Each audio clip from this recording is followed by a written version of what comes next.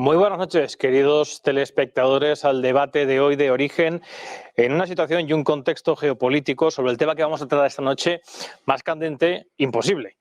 Vamos a hablar del que ya Mackinder estableció como el eje geográfico geopolítico global. Oriente Medio. ¿Cuántas guerras, cuántas muertes, desgraciadamente, por un lado, por otro, justificaciones, discursos, defensas, por un lado y por otro, se llevan produciendo en Oriente Medio en las últimas décadas? Actualmente la situación está en un clima y en un auge de una tensión brutal. Todo el mundo espera que en las próximas horas Israel responda a Irán, como ustedes saben, por el pasado ataque de Irán a Israel, en respuesta a su vez por la invasión de Israel del Líbano, que viene precedido de la guerra de Gaza por parte de Israel, pues como ya la Corte Penal Internacional ha calificado como crímenes de lesa humanidad y genocidio contra el presidente Netanyahu, y que tienen como detonante un contexto de décadas. Sin embargo, hoy hace un año del que fue la chispa de la cual se ha prendido este incendio abrasador para Oriente Medio que lleva un año. El 7 de octubre de 2023, el famoso ataque de Hamás que se produjo en aquel festival, más de 1000 muertos, casi 300 secuestrados, gente que todavía está en paradero desconocido, 42.000 muertes en la Franja de Gaza, centenares de miles de heridos, millones de desplazados, intereses económicos de por medio, desde luego, por supuesto. De todo eso vamos a hablar esta noche. Repito, en un tema que desgraciadamente no se aborda con el rigor que se debiera por parte de los diferentes medios de comunicación, y donde se les pide a ustedes rápidamente que adopten bando. Si toman una parte son de unos, si toman otra parte son de otros. Esta noche tenemos a 4 expertos, como siempre, 4 personas que van a darnos su punto de vista, formados con una amplia carrera y una dilatada y extensa trayectoria para, entre todos, poder ofrecer diferentes claves sobre un conflicto que, repito, puede desencadenar en consecuencias inciertas. Lo vemos enseguida aquí, en Origen.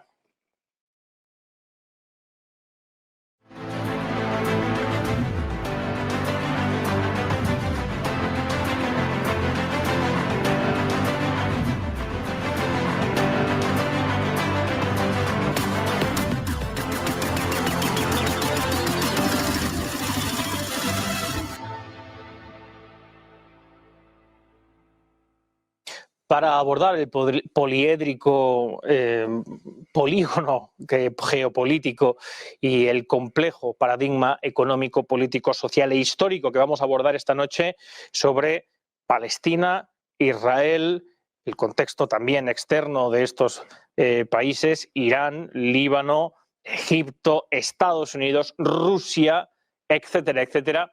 Contamos, como digo, con 4 invitados que tenemos, por suerte, la fortuna de haber podido reunir esta noche aquí. Como ustedes saben, y siempre les digo, no sin ciertas dificultades. En primer lugar, presentamos a doña Teresa Aranguren Amezola, corresponsal en Oriente Medio y escritora del libro Palestina, el hilo de la memoria. Muchas gracias, Teresa, por haber acudido esta noche a nuestra llamada. Encantada de estar aquí. En segundo lugar, tenemos a don Ignacio Zembedero, ex corresponsal del País y experto en Oriente Medio. Muchas gracias, don Ignacio, por haber acudido. Gracias. Buenas noches. En otro punto del debate tenemos a otros 2 invitados. En primer lugar, don Enrique Calvet Chambón, economista y exmiembro del Parlamento Europeo. Buenas noches, don Enrique. Muy buenas noches, gracias por invitarme, espero no aburrir. Seguro que no.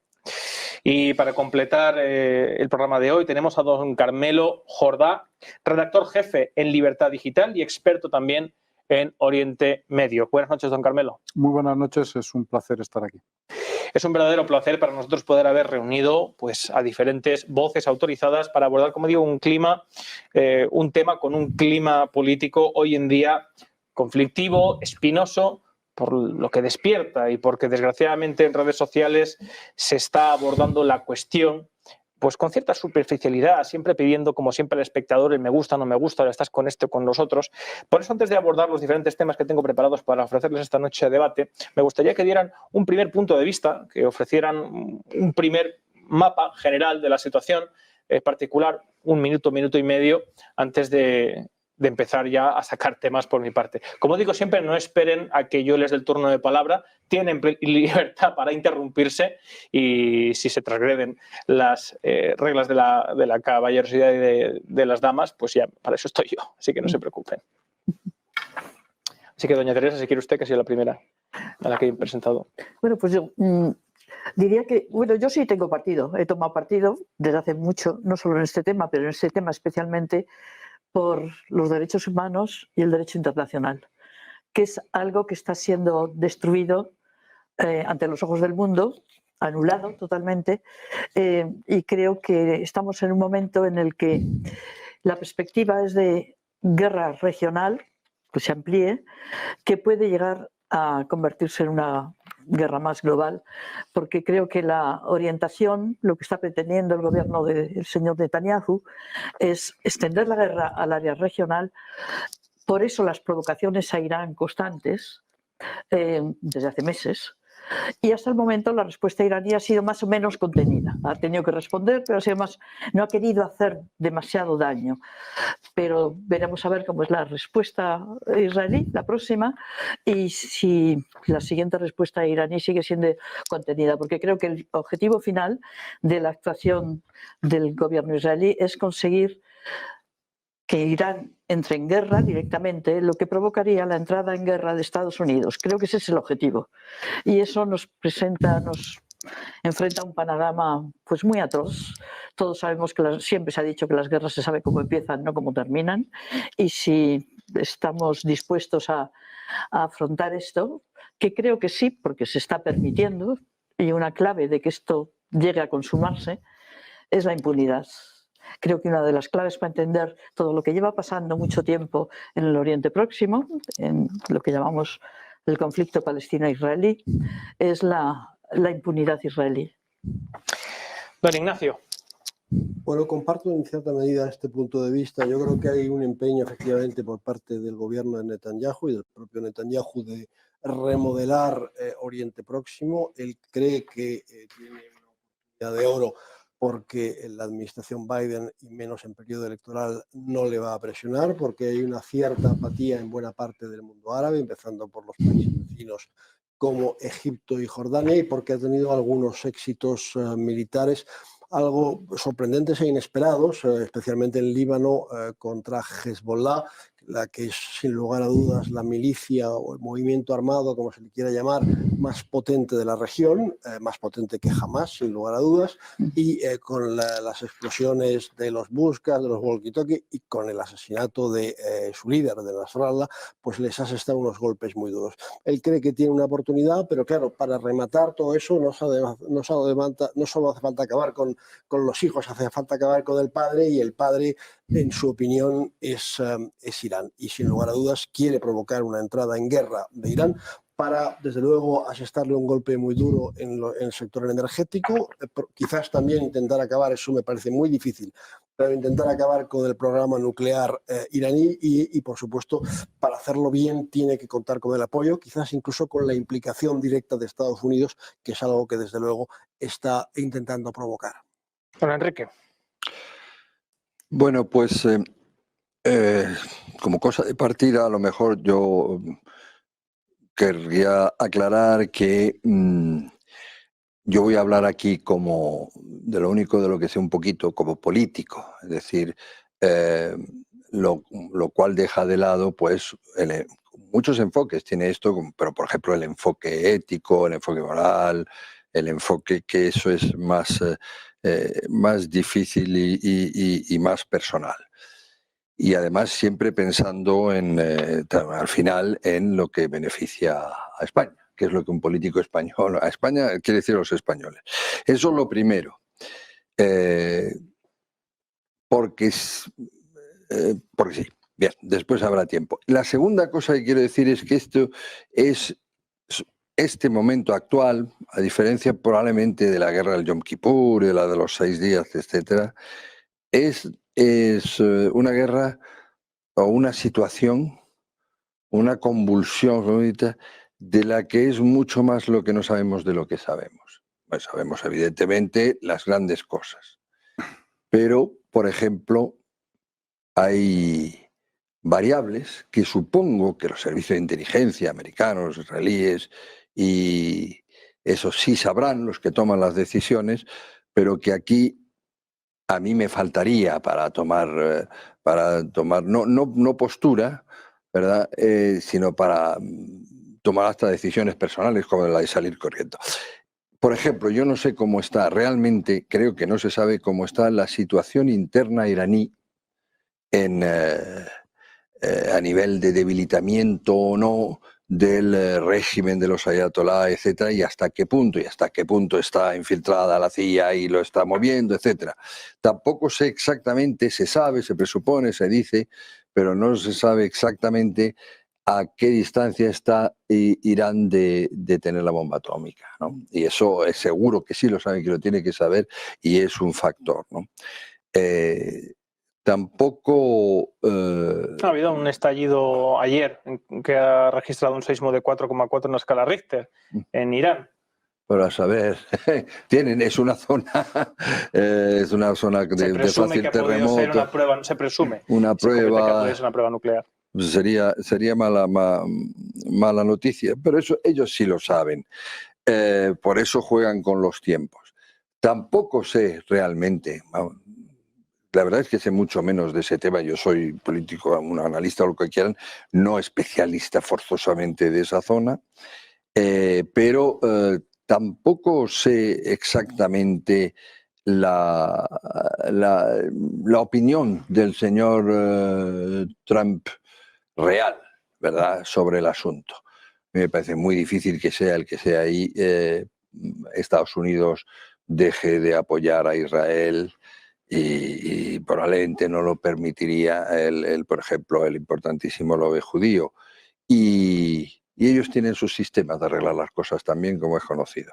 Entonces, ahí estamos un poco, después, claro, tampoco sabemos gran cosa porque está toda la intoxicación en la prensa de todo internacional y tal, y un vídeo por aquí, el otro por allá, pero que son anécdotas muy desgraciadas, pero son anécdotas. Quiero hablar de la situación. Me paro aquí. Carmelo. Muy rápidamente, yo como Teresa, en esta cuestión también he tomado partido. La verdad es que hace muchos años, y sería un poco engorroso explicar aquí el por qué, no hay ninguna necesidad.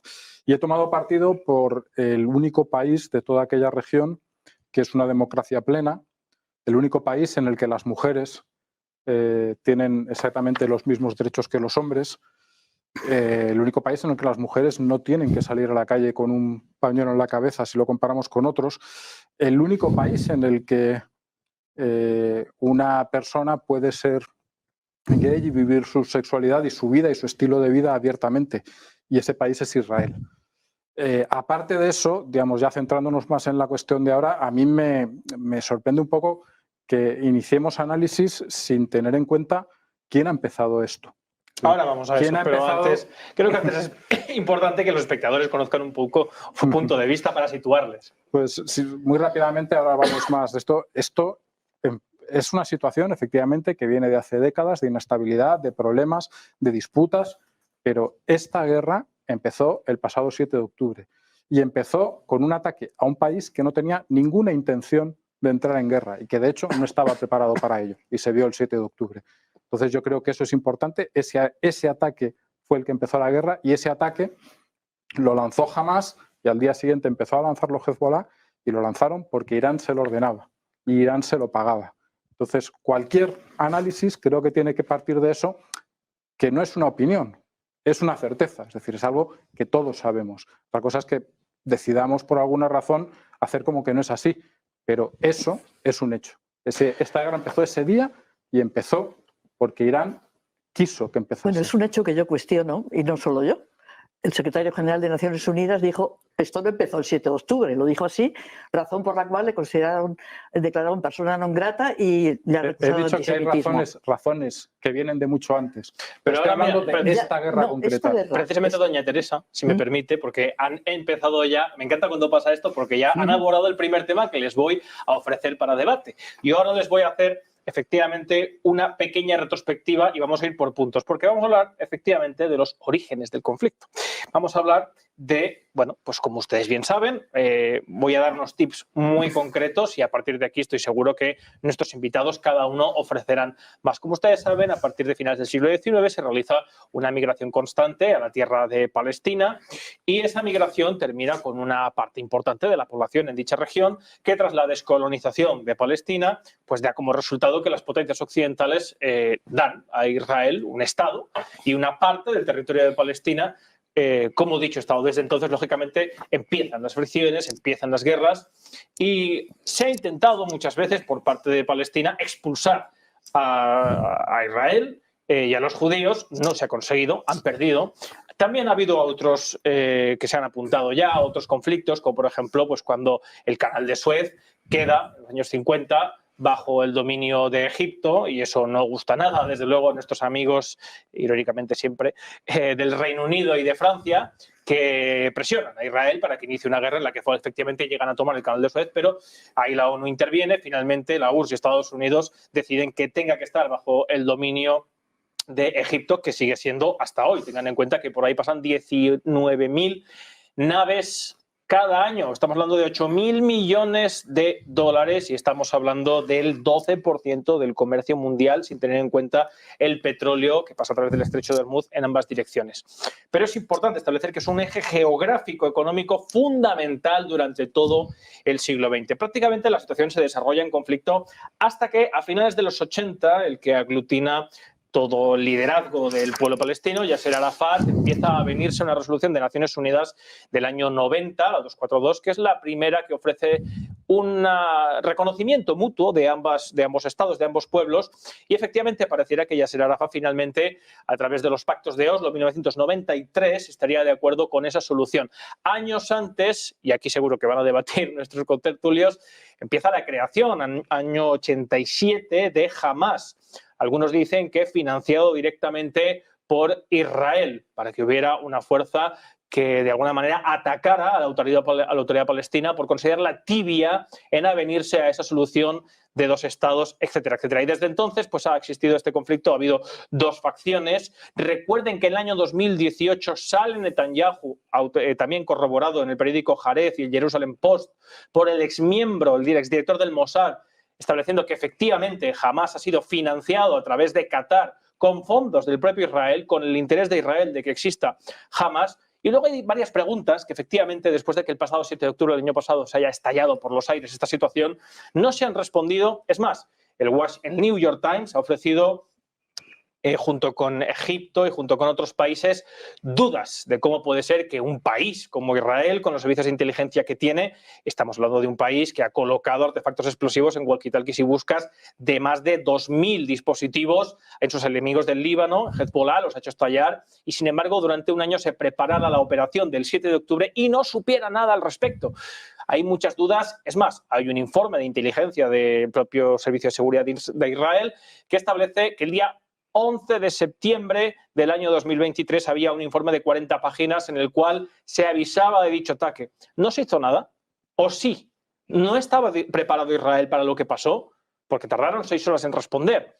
Lo que sí que sabemos es que desde ese año Gaza ha pasado lo que ha pasado. Israel controla ya el norte de Gaza. Es verdad que tras los ataques constantes de Hamás, los ataques de Hezbollah desde el Líbano han propiciado la invasión reciente de Israel y hemos llegado a la situación actual.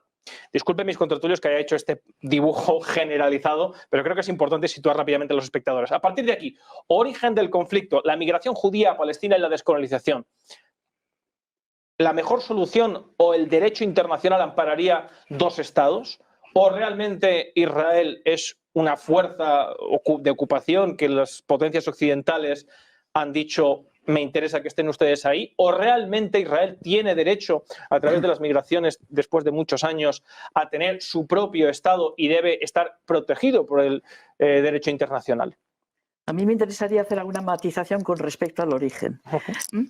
Como digo, a partir de ahora no esperen que les dé el turno de palabra, ¿eh? No. Y me puedo haber equivocado en algún dato, Sí. así que les también pueden corregirme perfectamente. La si lo desean. inmigración judía de judíos europeos a Palestina comienza a finales del 19, como bien has dicho, pero no es una inmigración que llegue sin ningún impulso previo.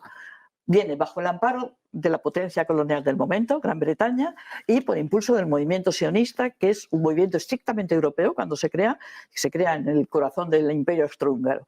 Dos fenómenos europeos que confluyen en sus intereses. A Gran Bretaña le interesaba en ese momento afianzar su presencia en el Oriente Próximo con una presencia, con el apoyo al movimiento sionista, que finalmente era un movimiento europeo. Y establecer un enclave europeo allí. Así se presentaba el movimiento sionista. Seremos la vanguardia de Occidente frente a la barbarie de Oriente. Eso al inicio. En ese inicio, lo que funciona es el desconocimiento interesado de la realidad de Palestina o la negación de que existía Palestina. Es que no existía Palestina. Eso es. Déjame que termine y dé el argumento. El gran eslogan del momento, y que todos conocemos, por eso es un gran eslogan, porque fue muy eficaz, fue una tierra sin pueblo para un pueblo sin tierra. Palestina nunca fue una tierra sin pueblo, nunca. Y además está demostrado porque hay datos demográficos. Todo está muy bien documentado. En la época del 19 era parte del Imperio Otomano y los turcos no necesitaban qué sé yo, que los pueblos sometidos a su dominio hablasen turco, pero sí cobrar impuestos. Y para cobrar impuestos tenían que tener todo muy registrado. Tenemos los censos de población de finales del 19, luego llegan los británicos después de la Primera Guerra Mundial, porque no es consecuencia de la Segunda, sino de la Primera, y los datos cronológicos son importantes. La creación del Estado de Israel, quiero decir. Y los británicos son también muy minuciosos. Entonces tenemos los censos de población, por ejemplo, el censo del año 21, hecho por los británicos, después de que ya se había iniciado la emigración del movimiento sionista, que empieza en el año 80, en 1880, la primera colonia del movimiento sionista. En ese momento, la población de Palestina era en torno a unas 700.000 personas. Según el censo británico, un 75% de musulmanes, un 12% cristianos, todos árabes, cristianos y musulmanes igual de árabes, y en torno a un 10% de población judía. En ese momento es cuando se empieza a gestar el proyecto de Estado judío, no después de la Segunda Guerra Mundial. Y es un proyecto colonial en el que Gran Bretaña se encabeza Gran Bretaña. Y por ahí empiezan los primeros enfrentamientos. Los primeros enfrentamientos empiezan porque esa llegada de los colonos del movimiento sionista no es como otros colonos. Supone... El objetivo es crear un Estado judío en un territorio donde la población judía, todavía en ese momento, no llegaba ni al 80%, ni al 10% de la población. O sea, el 80% no era. Entonces, los primeros enfrentamientos empiezan ya en el 19, a finales del 19, porque se empieza a expulsar a los campesinos árabes que trabajaban tierras que no eran propiedad suya en régimen de aparcería, que aquí en España lo conocemos muy bien, propio de toda la zona del Mediterráneo. Entonces, creo que es importante tener en cuenta el origen, porque el origen marca todo lo demás. Y la culminación de este proceso de colonización, que empieza a finales del 19 y se puede decir que termina con la proclamación del Estado de Israel, es la expulsión en masa de la población palestina desde diciembre del 47 a todo el año 48, se puede decir ya hasta junio del 49. Todo eso está documentado. Tenemos los datos de las operaciones militares, las aldeas destruidas, las localidades destruidas. Todo está perfectamente documentado por historiadores israelíes también, no solo por árabes y británicos, que hay muchos. Pero, sin embargo, todo está muy convenientemente tapado, porque esto empieza con una limpieza étnica y hay que saberlo. Nunca la población palestina tuvo posibilidades de echar a los judíos, pero sí la población, el Estado de Israel y las milicias del movimiento sionista, primero eso, tuvieron no la ocasión, sino que lo hicieron. Y lo dijeron, además, hay que vaciar el territorio de población. Y hay muchas declaraciones que lo muestran de la población autóctona de Palestina, que era población árabe y no eran una panda de beduinos que pasaban por allí. Era una población, era muy parecida demográficamente en los años 20 a cómo era la población de Grecia, de España en esos años de comienzos de siglo. Carmelo quería intervenir. Sí, yo quiero apuntar un par de cosas. La primera, no por nada, pero en el relato que has hecho, Rubén, dices que, digamos, llega Israel y se establece en Palestina.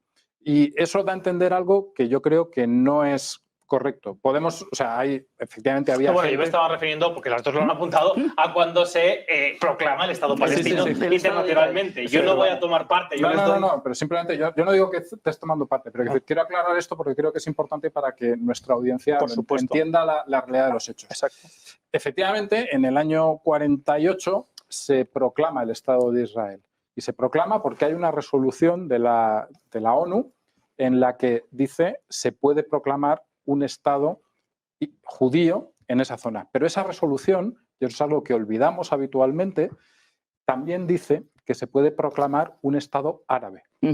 La resolución de la ONU proclama, da paso a dos estados en ese territorio en el que efectivamente a través de una serie de circunstancias variables propias de esa época que creo que yo no voy a entrar, a discutir, digamos, las dos comunidades existían allí. Es decir, el hecho es que había dos comunidades. No, perdona.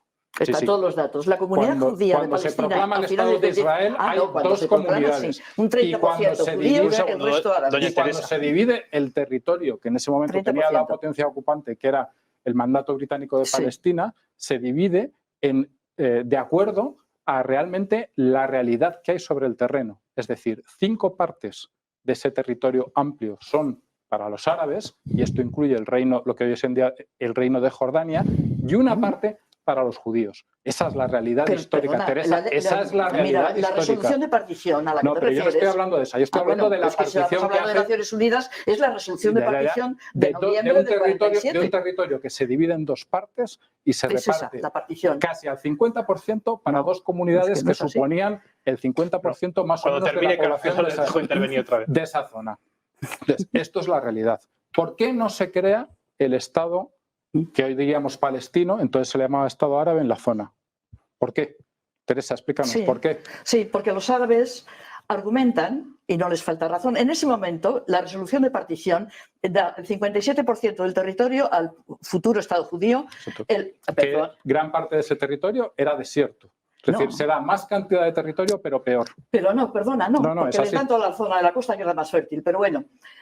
Y un 40, ahora no recuerdo si es 43 o 44 al Estado árabe, y la zona de Jerusalén queda bajo estatus internacional. Esa es la resolución de partición. En ese momento, según los censos de la administración británica y recogidos en las actas de Naciones Unidas, la población de Palestina era en torno a 1.200.000 personas, no sé si algo más, de los cuales el 30% era ya después de la emigración, eran judías, el 30%. Había más judíos en ese momento. No, el 30%, pero están los datos de Naciones Unidas. Los datos de Naciones Unidas, no sé exactamente a qué datos te refieres. Bueno, a las actas que acompañan la resolución de partición. Es razonable dentro de lo que se podía hacer y mala para las dos partes. Ninguna de las dos partes está de acuerdo. Pero Israel acepta la partición.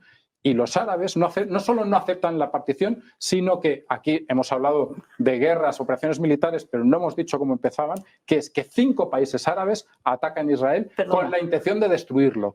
¿Es esto cierto, sí o no? Pero eso después. Eso es cierto. Eso es después. Eso pasa el día siguiente de la creación del Estado de Israel. De la proclamación del Estado de Israel. El día siguiente. No se esperan más, no negocian, no hablan. Al día siguiente lo atacan no 1, ni 2, ni 3, ni 4, 5 estados árabes. Y no con la intención de modificar las fronteras. No, era con la intención de exterminar al pueblo que había allí y de acabar con Israel. Bueno, y eso Teresa, lo sabes. Es y que la guerra da la casualidad que la pierden. Pero ese es el principio. Estaba cantado, a día de hoy no hay un Estado palestino en esa zona, no hay un Estado árabe, porque los árabes de alrededor no quisieron hacerlo. No les interesaba. ¿Pero por qué iban a hacer? Como estamos repitiendo argumentos, voy a dejar una breve réplica a Teresa y que te vengan el resto de invitados. Vamos a ver. Cuando se hace la resolución de partición 29 de noviembre de 1947, la limpieza étnica empieza una semana después. La primera operación es en diciembre del 47. ¿Por qué? Porque no era simplemente el censo de población, es que la propiedad de la tierra, que eso está también en los registros de Naciones Unidas, en ese momento el movimiento sionista o las comunidades judías, como quieras decirlo, tenían el 6% de la tierra de Palestina. El resto era propiedad árabe. Y así, por mucho que Naciones Unidas hubiera legitimado la creación de un Estado judío en ese 57% del territorio de Palestina, no iban a conseguir un Estado judío. La limpieza étnica, y está reconocido, empieza por eso, porque hay que echar a la población árabe de todo del territorio que va a ser el futuro territorio israelí, porque si no, no tienen Estado judío. Y ahí empieza la limpieza étnica, y eso es la clave. Yo quería también 300.000 personas ya habían sido expulsadas de sus tierras cuando se proclama el Estado de Israel el 15 de mayo de 1948. Alguna discrepancia con Carmelo, que nos ha dicho de entrada que Israel es una democracia ejemplar. Eso también Podría estar de acuerdo contigo si te limitas a los judíos israelíes, efectivamente. Bueno, aunque es una democracia que no es laica, que es confesional en buena medida, pero es una democracia para los judíos israelíes. Ya lo es un poco menos para los árabes israelíes, que son ciudadanos que no tienen exactamente los mismos derechos. No, Ignacio, tienen los mismos derechos. No van al ejército, hay muchos puestos que no ocupan. En fin, no, van al ejército si quieren. Sí, ya. Pero... ya. O sea, yo entiendo que no quieran, pero van al ejército si quieren. Si van al ejército. Pero no, bueno, hay una gran desconfianza, como bien sabes, hacia la población árabe israelí, los árabes que tienen nacionalidad israelí. Y después está evidentemente todos aquellos que no tienen ningún derecho, que son aquellos que están bajo ocupación militar desde 1967, una ocupación que yo creo en muchos aspectos ha ido empeorando porque cada vez son Ignacio, más numerosos. No se me adelanten, estamos en los orígenes, lo digo porque luego vamos a hablar de la situación actual, ¿vale? Perdone que le es que la ocupación de la que estoy hablando está también, no exactamente en los orígenes de la creación del Estado de Israel o de la llegada de los primeros judíos a Palestina a principios del siglo pasado, sino está en 1967, que también yo creo que forma parte, es una fecha clave del conflicto.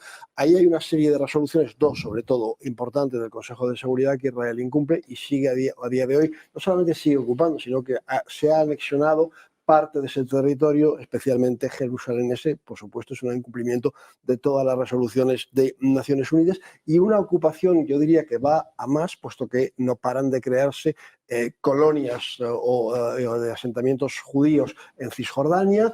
En Jerusalén Este ya está totalmente anexionado y el territorio bajo ocupación militar a disposición de los palestinos es cada vez menor. La autoridad palestina siempre ha tenido poco peso y hoy en día es puramente simbólica. Es una ocupación militar que, por cierto, a ojos de Naciones Unidas, Gaza seguía siendo un territorio ocupado por Israel, por mucho que Israel lo haya evacuado. Y la ocupación militar se ha visto en muchos aspectos. Solo voy a mencionar uno que a mí me pareció especialmente chocante, fue durante la pandemia, cuando se trató de vacunar a la población. Bueno, aquí en otros sitios en el mundo, pusieron a Israel como un auténtico modelo, que era el modelo de país porque iba avanzando mucho a la hora de vacunar a su población contra el COVID, para defenderla del COVID. Claro, es que es muy fácil ser un modelo si tú renuncias de antemano a vacunar a la población que ocupas, es decir, a los palestinos de Cisjordania, de Jerusalén Este, etcétera, etcétera, como tiene la potencia ocupante esa obligación. Es como si aquí hubiésemos renunciado a vacunar a Andalucía, por ejemplo, que son 8 millones y pico de habitantes, y claro, los resultados de España son espectaculares, pero resulta que toda una parte de la población no se la vacuna. Repito, tienen el derecho de interrumpirse, además veo que estamos en un debate entre damas y caballeros, que es lo que corresponde, pero le toca ahora a don Enrique.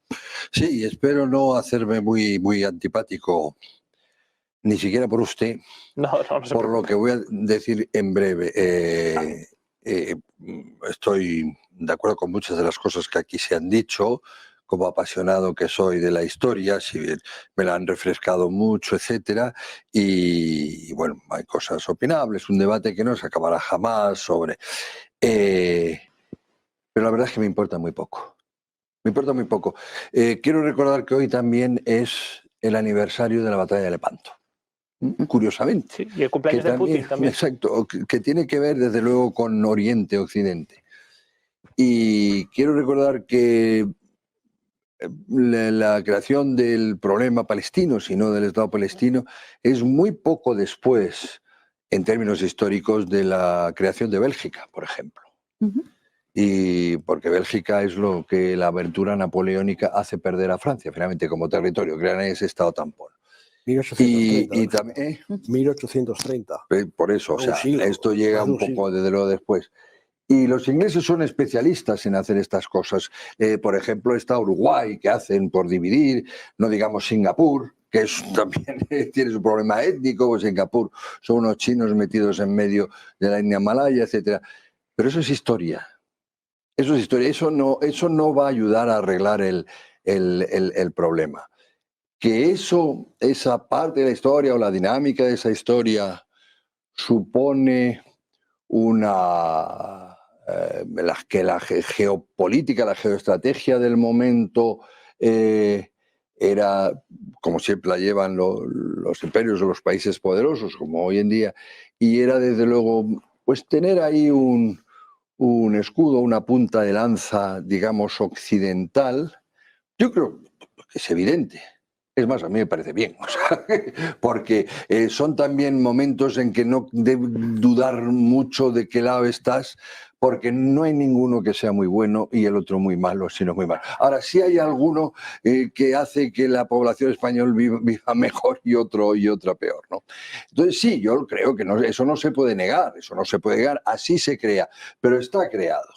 Está creado. Está hablando usted de la creación del Estado de Israel. Sí, de la creación del Estado de Israel y de su evidencia. Entonces ahora, bueno, pues lo que dice Irán, no, vamos a destruirlo y tal, hasta el mar y tal. Hombre, pues no me parece que sea el planteamiento que pueda llegar incluso a que esa pobre gente que es muy sacrificada, o sea, el pueblo judío lo ha sido, pero evidentemente el pueblo palestino, yo creo que en particular es sacrificada por las organizaciones terroristas que los tienen sometidos, pero en fin, también en efecto por esta geoestrategia, etcétera. Pero si no puedes con tu enemigo, alíate con él. Es decir, hay que considerar la situación actual, que a lo mejor sí empieza mucho más en el 67. En eso estoy de acuerdo con don Ignacio, y ahí habría que verlo. Pero yo no veo, me perdonará, Teresa. bueno, usted, porque ha ido al origen, o doña Teresa, Sí. Veo interés histórico, ¿no? Por supuesto que veo interés histórico, pero no veo una ligación con el grave problema que afecta ahora mismo a nuestra generación, a nuestros jóvenes, etcétera, como lo afecta a lo mejor desde el 67 y sin duda alguna en los últimos 2 decenios, ¿no? Carmen. Yo quería comentarle... Y ya pasamos al siguiente bloque. Sí, sin ningún problema. Además, ya no voy a hablar tanto de historia, sino un poco más de presente. Perfecto. Quería comentarle, Ignacio, que estoy de acuerdo con él. Efectivamente, Israel es una democracia imperfecta, como lo son todas. Está en estado de guerra. No creo que haya ningún país en el que no podamos analizar su sistema, cómo funciona, y no encontremos defectos en unos más que en otros. También es cierto, creo que estarás de acuerdo conmigo, Ignacio, porque eres un hombre razonable, que Israel tiene unas condiciones de partida que son más complejas que las de otros países y por lo tanto hacen que probablemente haya más disfuncionalidades. Has hablado de los ciudadanos árabes israelíes, que, insisto, tienen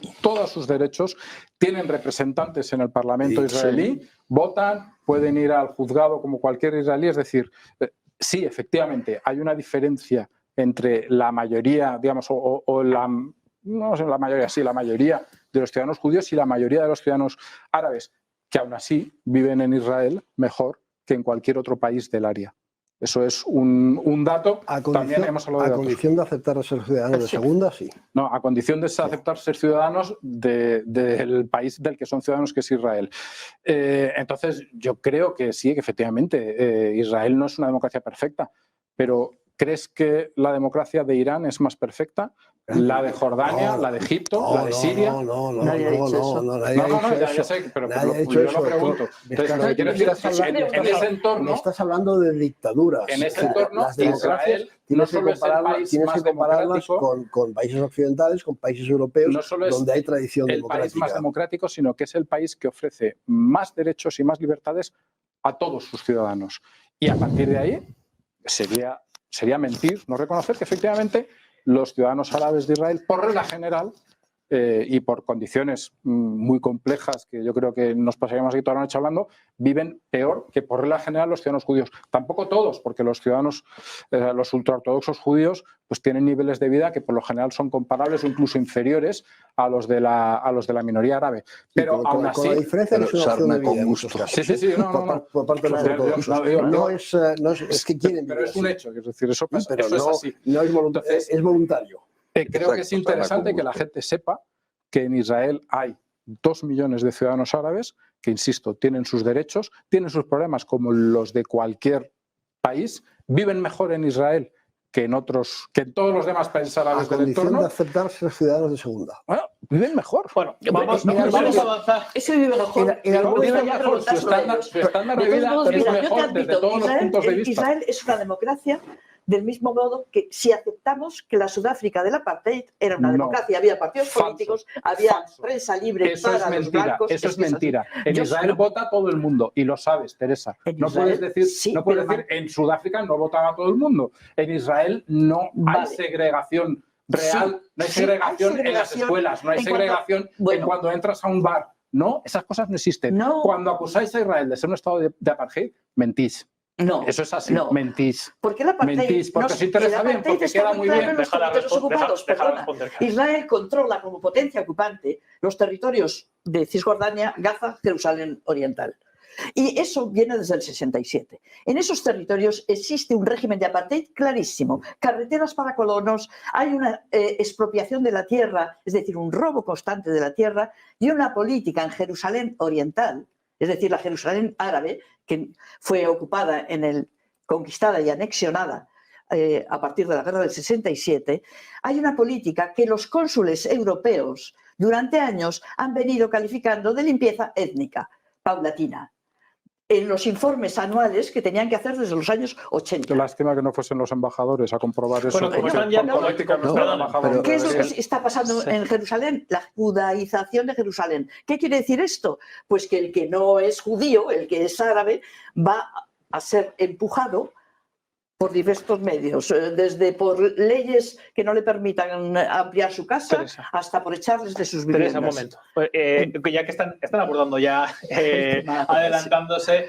porque el siguiente bloque es la realidad social y política actual, no solamente de Israel, sino de la zona. Porque, como he explicado antes sucintamente, ha habido una autoridad palestina que en cierto momento está por la solución de los dos estados, después surge Hamás, mucho más radical, algunos califican a Hamás como un grupo terrorista. Efectivamente, los actos del pasado 7 de octubre no tienen otra calificación.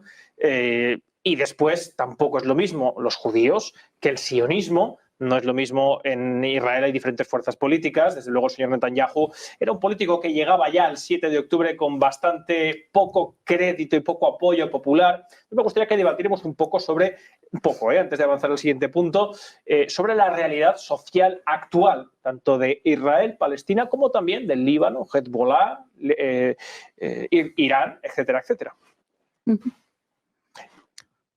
Pues yo diría que catastrófica. De toda la zona, Siria, Irak, lleva años. Quizá una fecha que define un poco esta deriva hacia la catástrofe, situación de sociedades en derrumbe, es la invasión de Irak del 2003. A partir de ahí creo que toda la región entra en una pendiente cuesta abajo, es el momento en que aparece Daesh, el ISIS, el Estado Islámico, y Irak, creo que la invasión pretendía destruir Irak como potencia modernizadora, eso, ¿no? La invasión de Estados Unidos, quiere usted decir. Sí, la del 2003. Y, pero empieza con Afganistán. sí, pero Afganistán queda más lejos. Yo me estoy refiriendo a la zona esta del Oriente Próximo. Y creo que hay en este momento una situación de debilidad extrema de todos los regímenes árabes, porque la mayoría son regímenes, no son democracias, pero al mismo tiempo de un derrumbe de todas las estructuras económicas, políticas, sociales, etc. Tengo una pequeña debilidad, le voy a preguntar, Teresa, en este bloque. ¿No cree usted que quizá la existencia de Hamás impide que haya una solución pactada de dos estados? No, que va. Quien ha impedido la solución de los dos estados viene desde el año 93. Y el Los acuerdos futuro, de Oslo que he citado futuro antes. el Estado de Palestina iba a establecerse en Cisjordania, Gaza y Jerusalén Oriental. ¿Qué ha pasado desde entonces? Desde que asesinaron a Isaac Rabin, que fue en el 95, me parece. Sí, sí. En el 95, ¿no? Ujú. Desde ese momento lo que ha habido es una aceleración de la política de colonización de Cisjordania, es decir, aumentar las colonias, ampliar las colonias, y ahora mismo lo que ve la población palestina de allí, lo que vive cada día, es que se habla de futuro Estado palestino y les están robando el terreno de ese futuro Estado. Creo que ha habido una intención de los sucesivos gobiernos, desde el de Ariel Sharon, y además lo han dicho explícitamente. Yo recuerdo la campaña electoral de Ariel Sharon en el año 2000, en la que decía, conmigo nunca habrá un Estado palestino. Entonces lo han dicho siempre explícitamente. La colonización de Cisjordania tenía como objetivo final no solo colonizar, sino básicamente hacer inviable la posibilidad del Estado palestino. Pero es que cuando yo he presentado... Jamás se crea en el año 83, Eso es. después de la invasión de Líbano y Dulac también. No sé si jamás en el 82 Creo y que Dulac en el jamás, No, 83. yo creo que jamás Era es en el posterior. 86, creo Ok. En el recordar. 87. 87. Cuando se Con la coge primera al imán tetrapléjico Sí. de Gaza y, Sí. y es Israel, la que está reconocido por ellos, que son los que le dan dinero para montar Hamas. Hezbollah es en buena medida una consecuencia de la invasión, de la invasión del 82, israelí claro. del Líbano en el 82. Acabaron con la Organización para la Liberación de Palestina y sus combatientes, pero a cambio nació un enemigo que yo creo, en términos militares, desde luego, políticos quizás no, pero en términos militares es un peor enemigo para Israel, y veremos ahora cómo le va en esta nueva aventura, entre comillas, libanesa, puesto que ya ha hecho otras 3 invasiones de Líbano y todas han acabado muy mal. Y esta, desde luego, no va a ser corta, porque hoy hemos sabido, entre otras cosas, que a las 2 primeras divisiones que ya había introducido en Líbano van a entrar otras 3. Por tanto, no es una operación, hay como en las otras anteriores ocasiones, y ahora me aparto brevemente del tema, que Israel engaña porque empieza a decir que es una operación limitada y circunscrita. Siempre empezó así en el 78, en el 82 y en el 2006, y en el 82 acabó cercando y entrando Beirut. y conquistando Beirut. Por tanto, de operación limitada no lo fue, y creo que esta vez tampoco lo va a ser. Desde luego, cuando se van a introducir, y ya sabemos que van a introducir porque lo ha dicho la prensa israelí hoy, 5 divisiones, no es para hacer una operación limitada. Es verdad que Israel, para los judíos israelíes, es una democracia ejemplar, yo lo creo, comparada con las europeas, es una democracia de nivel europeo. Hay otros amagos de democracia en la zona.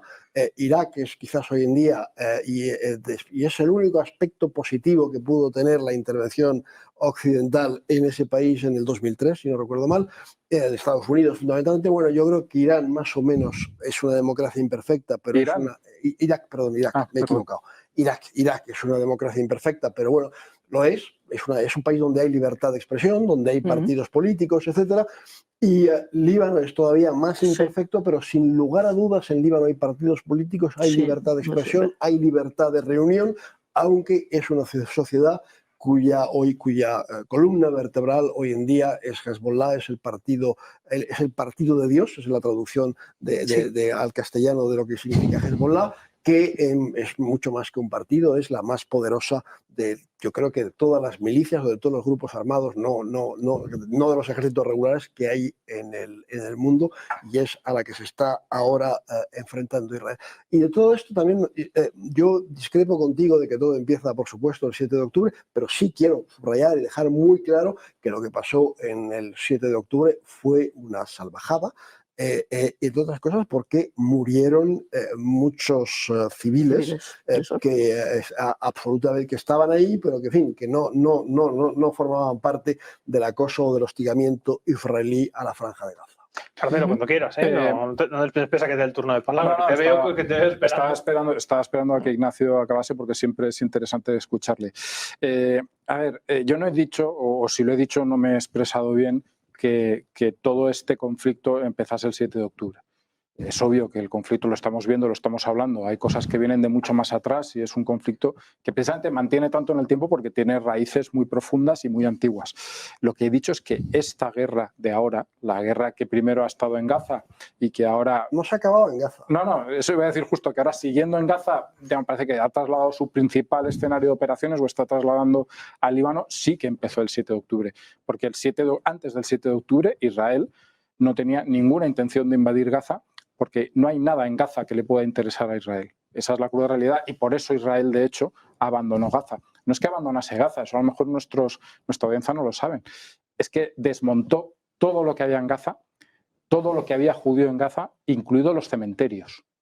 No había mucho, ¿eh? No, Eran eran 6.000. Los colonos que había eran 6.000. Eran más de 6.000, pero bueno, más allá de la cifra concreta, todos los que había se retiraron. Lo cual también nos da una pista. Era una vida muy difícil, ¿eh? Para un pero no querían irse. Bueno, no querían irse. No, ahí hubo de todo. Hubo resistencia y hubo otros que aceptaron. Fue algo, y de hecho fue algo traumático para la sociedad de Israel, porque algunos de estos colonos los tuvo que sacar la policía de Israel por la fuerza. Sí. Entonces, esto es así. Lo que quiero decir con esto, y ahí creo que hay un precedente, efectivamente a menor escala, de alguna forma, de que Israel es capaz de devolver el terreno incluso desmontando colonias. No solo es capaz de devolver este terreno, es que devolvió la península del Sinaí entera.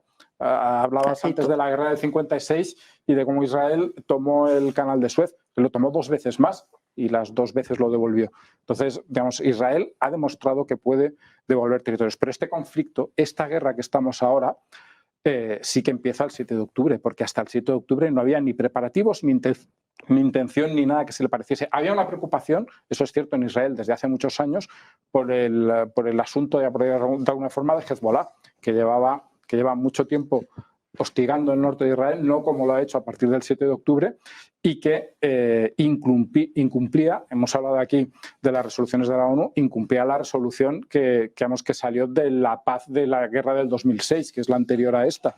Y esa resolución la incumplía Hezbollah, no era capaz de hacerla cumplir el ejército del Líbano, que probablemente ahora es muchísimo menos poderoso como cuerpo armado que Hezbollah, y no era capaz tampoco de hacerla cumplir la ONU, que tiene ahí un destacamento desde el año 2000, bueno, desde el 79 incluso, si no recuerdo mal, pero desde el año 2006 dedicados en teoría a desarmar a Hezbollah, cosa que no han hecho porque no les dejan hacerlo. Es decir, no hay otra razón. Hay una pregunta que le he hecho a Teresa. Déjame solo acabar una cosa. Y Teresa, con un criterio que me parece interesante, retrotrae toda esta situación caótica al año 2003. Yo creo, y lo digo de verdad con toda la sinceridad del mundo, que esta situación caótica empieza en el año 79, con la revolución islámica en Irán. En el año 79, las guerras directas entre países árabes y Israel parecen haber acabado. De hecho, hay un acuerdo de paz con Egipto. Si no recuerdo mal, ese mismo año. Si alguna fecha no sé exacto del todo, por favor corregírmelo, porque mi cabeza funciona muy mal para las fechas. Pero en ese mismo año hay un acuerdo entre Israel y Egipto, que es una paz bastante imperfecta. Antes hablábamos de perfecto e imperfecto, pero es una paz y que de hecho funciona y a día de hoy sigue funcionando. Y cuando eso parece que la relación entre países árabes y Israel puede empezar a normalizarse muy lejos, o al menos a ya no ser un estado bélico, resulta que llega la República Islámica de Irán y empieza a desestabilizar todo el territorio. No solo Israel, es decir, la desestabilización que promueve Irán es de todo el territorio, de todos los países.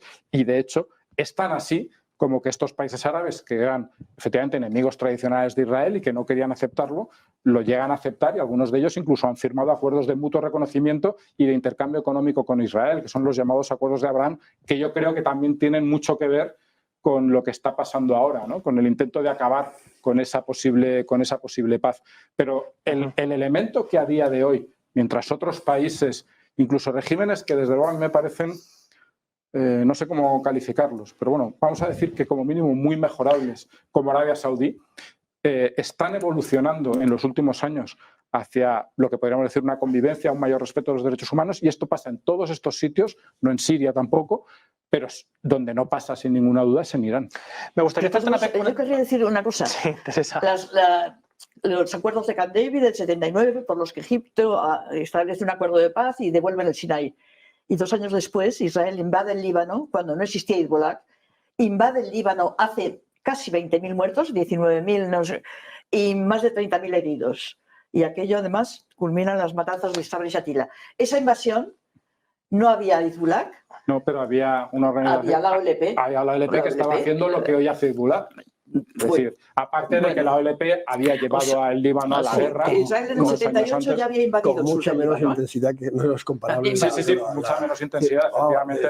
Solo un dato, es decir, desde el momento en que el ejército israelí entra en Líbano hasta el momento en que llega a Beirut, otra cosa después la toma de Beirut, estará 6 días, 7 días. Tarda una semana en llegar a Beirut en el 82. Ahora, aunque Hezbollah esté debilitado por los bombardeos, por la muerte de su líder, etcétera, etcétera, veremos cuánto tarda en avanzar, pero desde luego, y hasta dónde llega. Pero en todo caso, va a tardar mucho más porque tiene un enemigo militarmente. Un segundo, mucho más porque le poderoso. quería hacer una pregunta a Carmelo, ya que le he hecho una pequeña pregunta y enseguida le dejo intervenir a usted, sobre Hamas, precisamente, porque me parece que Hamas es un elemento clave. De hecho, el 7 de octubre, aniversario que da pie a este debate, pues en los actos de Hamas en Gaza. Y le preguntaba a Teresa si no es jamás un elemento que imposibilita la solución de los dos estados por parte de Palestina. Me gustaría preguntarte, Carmelo, ¿por qué está ya acreditado, y lo he explicado antes, el interés del gobierno de Netanyahu en financiar a Hamas, bueno, incluso antes, desde la propia creación de Hamas? ¿Por qué Israel tiene la intención de financiar y de crear o de alentar una vertiente mucho más fundamentalista, basada en el islamismo más radical, que es Hamas en Gaza? Yo sé que ha habido gente en Israel que ha dado esa versión como un hecho. Tú comentabas el gobierno de Netanyahu. Netanyahu llegó al gobierno mucho después de la creación de Hamas. No, me refiero que Netanyahu lo reconoció en el año 2018, está publicado en Jerusalem Post y en el Haaretz, que ellos querían la financiación. Además, le piden a Qatar en el año 2018 que mantenga la financiación bajo su criterio para mantener controlado a Hamas. En el año 2018 se pide a Qatar que mantenga la financiación a Hamas porque se cree que Hamas, y ese es, digamos, ha sido el gran error táctico de Israel en los últimos, yo diría que en los últimos 10 años, que Hamas se estaba convirtiendo en lo que hemos visto el 7 de octubre, que no es, que es una fuerza, llamémosle, de gobierno. Es decir, una fuerza que se preocupa porque su población alcance un estándar de vida, digamos, razonable. Y Hamas no ha sido eso nunca. Hamas es un partido fanático. Un partido no, una banda terrorista. Creo que ese es el nombre de lo que es Hamas y así lo reconocen además organismos internacionales.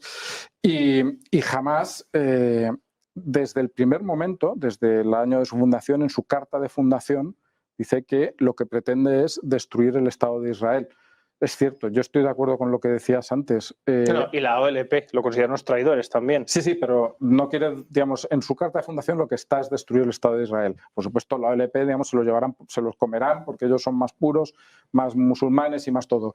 Pero lo que quería decir es que efectivamente, si una de las cosas que ha impedido que hubiese un Estado palestino, no solo había podido pasar en el 48 con la primera partición, sino que luego en el año 2000, de nuevo, si confundo alguna fecha, por favor corregidme, en Camp David, unas conversaciones en las que Yasser Arafat se negó a un pacto y se comenta, y por lo visto es bastante cierto, que Clinton, que era el presidente estadounidense en aquel momento y que estaba patrocinando esas conversaciones, le dijo, pero ¿cómo puedes no firmar esto? Por una razón. Porque lo mataban. Porque lo mataban y sobre todo porque él no quiso bajarse de la idea de que tenía que volver los palestinos a sus tierras antiguas. Eso es un imposible, ¿no? Es decir, claro, eso impedía el acuerdo. Y en el 2008 hubo otra ronda de negociaciones, en este caso en Taba, creo que se llama el pueblo, que sí. Y en las que también, ante un acuerdo que era en realidad todo lo que Israel puede ofrecerle a un Estado palestino, y en aquel momento ya no era... porque la guerra... Es que es muy importante lo que está diciendo. Acabar una cosa. Yo sé que lo que voy a decir es impopular. Y sé que el relato que hay... Aquí la clave es la libertad, digan ustedes lo que consideren. El relato que hay alrededor es distinto, pero tú no puedes lanzar 4 o 5 guerras y perderlas y pretender que eso no tenga un traslado sobre el terreno. Esa es la cruda realidad del mundo de hoy.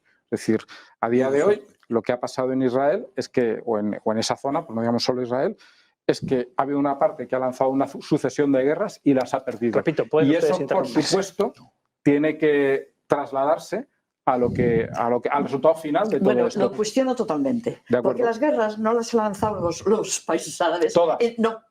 La del 67 fue un ataque preventivo por sorpresa y además venía anunciado. Para evitar el ataque que venía el día después. Bueno, venía anunciado, pero fue preventivo. Nadie. Sí, y además duró. No, nadie no. Estaban los soldados en la frontera y los aviones preparados para desplegados, salir. sí, pero nadie había se habían entrado. desplegado los soldados para no nada. habían entrado en territorio israelí. Fue un ataque preventivo. Había y que como esperarse tal, a perder en las para poder primeras ganar. horas destruyeron ya la aviación egipcia y jordana prácticamente, y fue una guerra de 6 días. La guerra del 56 fue una guerra de ataque de Francia, Inglaterra e Israel. Desde luego Nasser no había hecho ninguna acción militar. Casi todas las guerras las ha perdido, por supuesto, la parte árabe, desde la primera, porque siempre ha sido una parte mucho más débil. Y porque Israel siempre ha tenido, ya en el 48, tenía una estructura militar muy fuerte y tenía sobre todo el amparo de la gran potencia. Pero Eso Teresa, lo tenía si siempre. no tenían ni ejército. ¿Qué estructura ¿Cómo que no militar? tenían ejército? Crearon el ejército entonces. Tuvieron que ir a Checoslovaquia a comprar armas. Mira, restos de la creo que Segunda tienes Guerra una Mundial. idea, no sé. Básicamente, las milicias Irgun, el Haganah, el Palmach, estuvieron actuando desde los años 30. Efectivamente, y eran, como tú bien lo has dicho, milicias. Milicias, encuadradas en el ejército británico algunas, el Palmach, entrenadas en el ejército británico. Para el año 48, el ejército israelí estaba ya diseñado. Totalmente. Había unas milicias más extremas que, por ejemplo, cuando hablamos de terrorismo, no olvidemos que antes de la creación del Estado de Israel hubo una oleada de atentados terroristas contra los británicos, porque los británicos aceptaron en el año 39, después de la sublevación, la primera intifada palestina, aceptaron algunas de las condiciones que planteaba la parte palestina. Sí, es que ya hemos pasado el origen, perdón. No, es que no es solo el origen, es lo de ahora también. Me interesaba el tema de Hamas, porque Hamas ha sido el que, después del ataque del 7 de octubre, aniversario que es hoy, es el que ha propiciado la guerra de Gaza, que desgraciadamente lleva 42.000 muertos, un 80% de ellos. Yo no creo que sea simplemente eso. O sea, creo que la guerra de Gaza, la destrucción de Gaza, el intento de acabar con la causa palestina, empezando por la destrucción de Gaza, estaba ya en los planes del gobierno israelí. Vamos, y es la culminación del 48. Voy a darle paso a Enrique, que me lleva tiempo viéndome la palabra. Y habéis dicho que pueden interrumpir cuando quieran, pero... No, porque no había que interrumpir. Pero lo que usted ha dicho, querido conducator, permítame. No, por Dios, de los fascistas rumanos, me ha llamado conducator, que contiene la sílaba Dutch. ¿De dónde Duce? No. Querido director, usted me decía que cómo estaba ahora la sociedad, cómo está el público. Yo vuelvo un poco a eso, por eso no es una cuestión de... Bueno, pues hay un caos terrible, y hay un caos terrible, por ejemplo, muy superior a lo que había en el 67, porque la evolución de la noción de guerra, de la noción incluso de paz y la noción de terrorismo y tal, ha sido tal que ha fragilizado enormemente, digamos, la moral colectiva de la sociedad. En este momento no se declaran las guerras. Entonces, Israel invade el Líbano, pero no declara guerra al Líbano, porque realmente el Líbano ni le va ni le viene. Bueno, el Líbano... Eso está de moda, obviamente, país, con Ucrania. Sí, no, claro, por supuesto, ya no se declara una guerra. El Líbano no tiene ejército. Tiene un ejército. El Líbano, además, yo tuve muchos amigos maronitas cuando estudiaba en Toulouse, en Francia y todo eso y tal. El Líbano era un enclave cristiano, ¿verdad?, que había decidido, como Costa Rica, no tener ejército. No fue una decisión inteligente, como se puede ver ahora. Que ha dejado de ser un enclave cristiano. Los cristianos bastante hacen con sobrevivir malamente, no tiene ejército, y entonces el Líbano es una especie ahora de protectorado de un grupo terrorista llamado Hezbollah. Y eso manda narices. Pero entonces, a un grupo terrorista no se le puede declarar la guerra. No se puede. A Irán a lo mejor se podrá, no será. Pero a un grupo terrorista no se... No se hará. A un No se grupo declarará, terrorista... quieres decir, no que no vaya a haber guerra. ¿Cómo? Que entiendo que lo que quieres decir es que no se declarará la guerra, Exacto. no que no vaya a haberla. No, si la hay ya, o sea, que no, de las modernas estas, de la del terrorismo, de tal y cual. Sí, por supuesto, quería decir eso. Pero entonces, en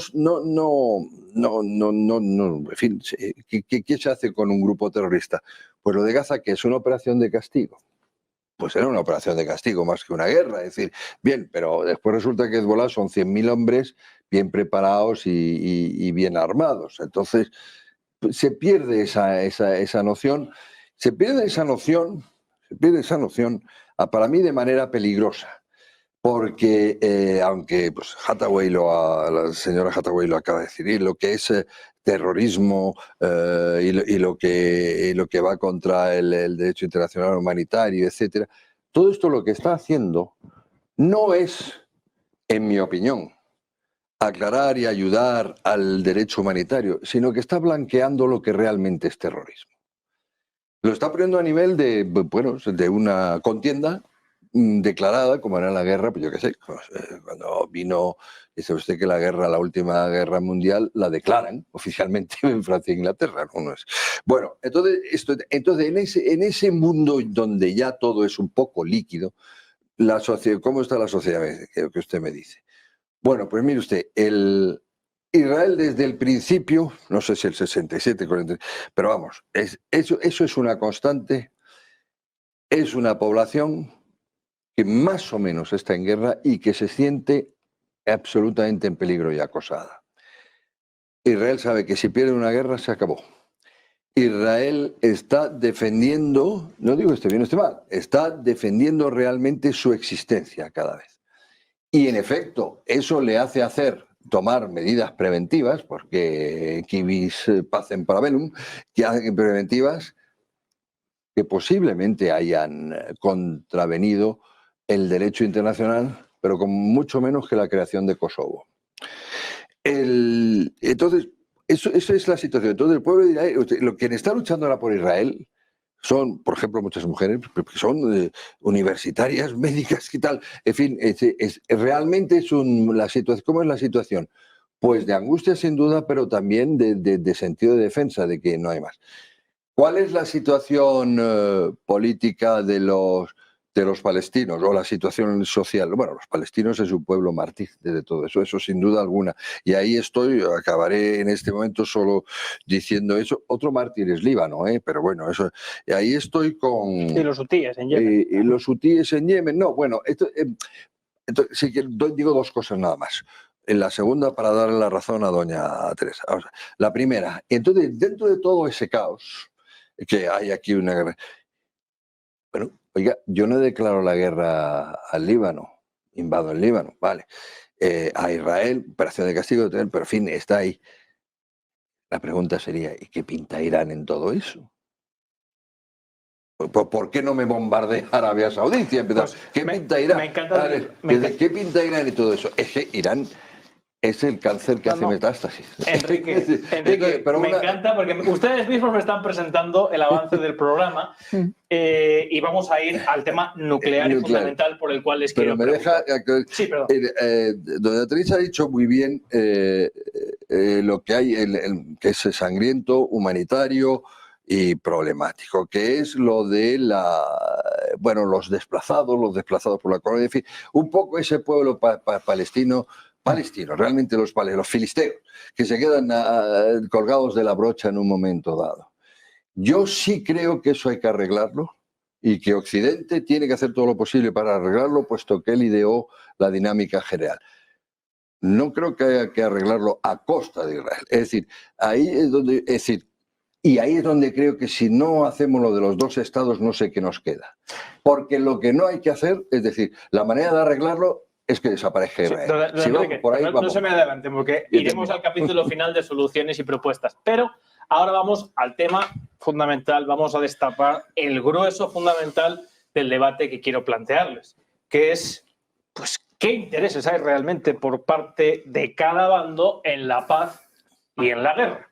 ¿Qué intereses políticos y sobre todo económicos hay detrás de lo que está aconteciendo. Hemos hablado de ideología, hemos hablado de derecho internacional, hemos hablado de las leyes de la política que se basan en la fuerza, ustedes ya saben, la política es la lucha por el poder, hemos hablado de historia, de origen, de cultura, de religión.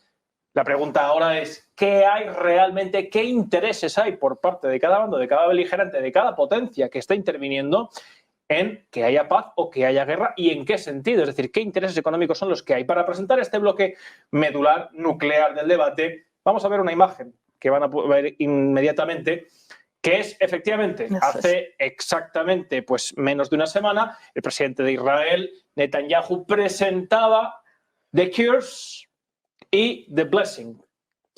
The Curse, la maldición, en la que apuntaba directamente al Líbano, Siria, Irak e Irán como el mal absoluto, pintado de negro, como digamos una tierra, pues en fin, como Tolkien establecería una especie de Mordor, y en cambio The Blessing, la bendición, que es lo que, damas y caballeros, Netanyahu presenta 11 días antes del 7 de octubre de 2023. Un corredor económico en el que, obviamente, Yemen, ya ven usted dónde está, hay que acabar con Yemen. Tengan en cuenta que todo corredor económico, por ahí lo que pasan son mercancías. Lo que no puede haber es jaleo, no puede haber ninguna milicia, ni puede haber cohetes, ni puede haber nada. Ese blessing, eso que presentaba Netanyahu, repito, tanto hace una semana como hace un año en Naciones Unidas, pintándolo con un rotulador, implica que Israel sea el grifo del comercio, del 20% del comercio del mundo entre Oriente y Occidente. Bien, ¿es esto realmente lo que está en juego? Ojo, no estoy diciendo que esté bien, que esté mal, que no tenga razón, que esté no. ¿Eso es lo que está en juego? Porque luego hablaremos también de las implicaciones de las potencias internacionales que pueden estar, desde luego, interesadas en que esta zona, que repito, desde Mackinder está establecida como el eje geográfico de la política internacional, caiga en un bando o en otro. Pero aquí está la imagen, aquí estaba Netanyahu con 2 cartones pluma hace una semana presentando la maldición y la bendición. Yo les pregunto a ustedes, ¿qué implicaciones económicas hay detrás de todo lo que estamos hablando? Yo, si me permitís, y voy a ser muy breve, es que no estoy de acuerdo que lo esencial en este conflicto sea la economía. Y de hecho no estoy de acuerdo que lo sea en la mayor parte de los conflictos. Desde Europa, donde somos una sociedad muy acomodada y yo diría que afortunadamente una sociedad de creencias, digamos, no sé cómo decirlo, un poco blandas, para que me entendáis. Sí, porque estamos en descomposición. Pero... No, el pensamiento Alicia del profesor Bueno. Pero digamos que somos una sociedad que no creemos, que pensamos que todo se reduce a factores económicos y no creemos en la verdadera fuerza que tienen las ideas y que tienen, diría más, las malas ideas. Las guerras, las mayores guerras que ha visto la humanidad no eran por los recursos, eran guerras ideológicas. La Segunda Guerra Mundial es una guerra ideológica. Bueno. No, es una guerra de países. Está el Pacto de Versalles, que humilla a Alemania y que se provoca la inflación y la destrucción. Y viene Hitler con el Lebensraum, que es el espacio vital de Alemania. Pero no sé, bueno, yo... Quiero decir, igual no estás de acuerdo con que el principal problema era un problema ideológico, era de ideologías, de la ideología nazi que efectivamente viene con el tema del Lebensraum, pero también con el exterminio del pueblo judío. Es decir, en el Oriente Medio, efectivamente, es una zona que hay muchos recursos. Los recursos naturales, históricamente, excepto en países con instituciones muy fuertes, en realidad son una maldición. Todos pensamos, fíjate, si tienen petróleo, tienen no sé qué y son pobres. Bueno, pues muchas veces lo son precisamente porque tienen esos recursos y los han tenido antes de tener esas instituciones que sean capaces de gestionarlos. Y en Israel no hay nada. En Israel, ahora, en los últimos años, se ha descubierto gas en unas cantidades que tampoco... En la costa de Gaza.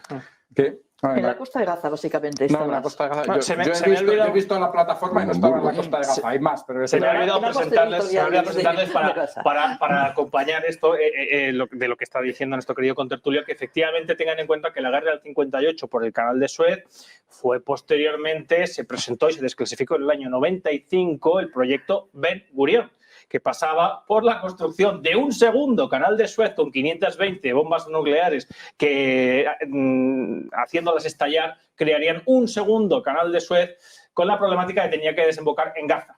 obviamente este proyecto finalmente fue desechado.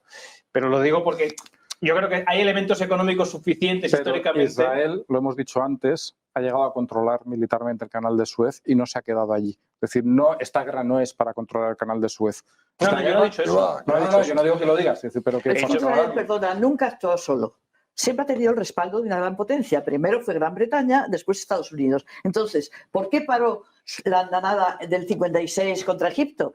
Porque evidentemente Estados Unidos y la Unión Soviética les dijeron parar inmediatamente.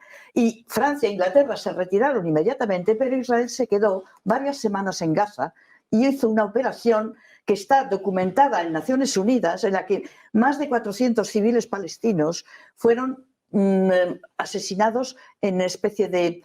todos varones, y todos fueron asesinados en plan de ejecución sumaria en esas 4 semanas. Entonces, es verdad, claro que sí, que Israel no pretende, nunca va a actuar en contra de lo que de manera firme le diga la gran potencia que le ampara. En este momento es Estados Unidos. Pero lo que pasa es que Estados Unidos hasta el momento dice, pero no presiona. Pero Teresa, igual que pincha la otra contraparte, Sí. se pincha a ti, Sí. Lo digo amistosamente. Sí, claro. Yo es que soy materialista y saben ustedes que a mí me gusta ofrecerles a ustedes claves en clave materialista Sí. y aristotélica. Pero es que Joe Biden, cuando era senador, dijo literalmente que si Israel no existiera, habría que inventarlo. ¿Para Claro. qué? Para defender los intereses de Occidente. Pues eso es clarísimo. Pero eso ha sido así desde el comienzo. ¿Pero Antes eso he es dicho bueno o malo? la frase, No, yo no he dicho ni que sea bueno ni que sea malo. No, eso es así. Y Israel Eso es forma así. parte de nuestro mundo, es nuestro mundo. Los israelíes se sientan occidentales. Y aunque sean israelíes de origen yemení, ya la identidad del país es occidental. Y por eso hay una menor sensibilidad en nuestro mundo hacia el dolor y el sufrimiento y las atrocidades que se cometen contra los palestinos. Bueno, pero eso ya no es así, Teresa. El otro día Netanyahu, en esa imagen que hemos visto, se quedó solo. Ya, Todo el mundo salió es de que, la bueno, sala. hay algo que nos estamos La Corte olvidando Penal decir. Internacional, Claro, ojo, es cuidado. que, bueno, es hasta simbólicamente hermoso que haya sido un país africano, que ha padecido durante mucho tiempo el apartheid. Por lo tanto, sabe muy bien lo que es la opresión de un poder superior sobre la población, el que haya tenido la decencia y la valentía de plantear una denuncia por genocidio contra Israel. Ningún país europeo ha sido capaz de hacer eso y conocen muy bien lo que está pasando. Y saben que no es un genocidio y por eso no han presentado esa denuncia. No, lo saben perfectamente. Todas las acciones militares que está haciendo Israel en Gaza son crímenes de guerra. Bombardear hospitales. Nunca puedes bombardear un hospital, aunque tengas la certeza de que hay milicianos dentro. Nunca. Entonces la culpa, o sea, los milicianos que se esconden dentro de un hospital no tienen ninguna culpa. ¿Tú crees que eso es una actuación primero, legítima? te niego la mayor. No ha habido... Puede haber habido alguna ocasión que se metan, pero si es que, ¿dónde están las armas? Cuando han bombardeado los hospitales, ¿has visto tu armas allá? Sí. Ah, bueno. Sí, las he visto en hospitales, las he visto en colegios, las he visto en casas particulares. Dios mío, Las una he vez visto, las Teresa. enseñó el ejército israelí, enseñó 4 fusiles puestos así en línea en las ruinas del A hospital. través de la información que ha dado el ejército israelí. Desgraciadamente no ha habido prensa independiente, ha habido periodistas palestinos, ¿por qué no quiere prensa muchos independiente? de ellos han muerto.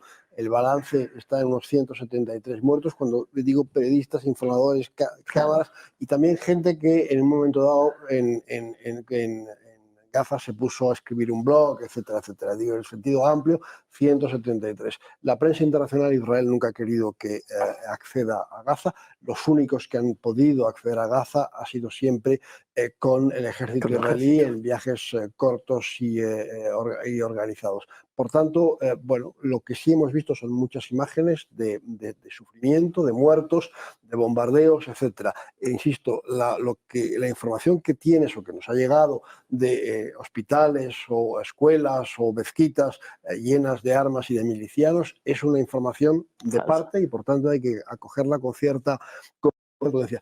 Lo que en cambio es lo que hay que acoger con mucha menos prudencia son en cambio los datos que está dando el Ministerio de Sanidad de la Franja de Gaza, que es de Hamás, Sobre el número de muertos, estamos, Entonces, si no recuerdo mal, unos datos Espera. son de parte y los otros no. No, porque estos datos, efectivamente, Son los de datos de muertos administración. y de heridos tienen algún tipo de confirmación por organizaciones hospitales. internacionales.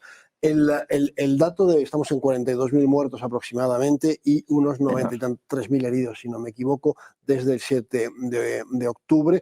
42.000 muertos es el 1,8% de la población, es muchísimo, evidentemente. Pero tenemos confirmaciones de, por un lado, la última de UNICEF, el Organismo de Naciones Unidas para la Infancia, que ha dado un dato a finales de agosto muy parecido. Tenemos la carta enviada por cerca de 200 profesionales de la medicina, la mayoría enfermeros, enfermeras norteamericanos que han trabajado en Gaza, una carta enviada al presidente Biden el 2 de octubre. Ellos evalúan que el número de Hamas se queda corto, calculan que son 119.000, porque hay mucha gente sepultada, que no se ha podido contabilizar, etc.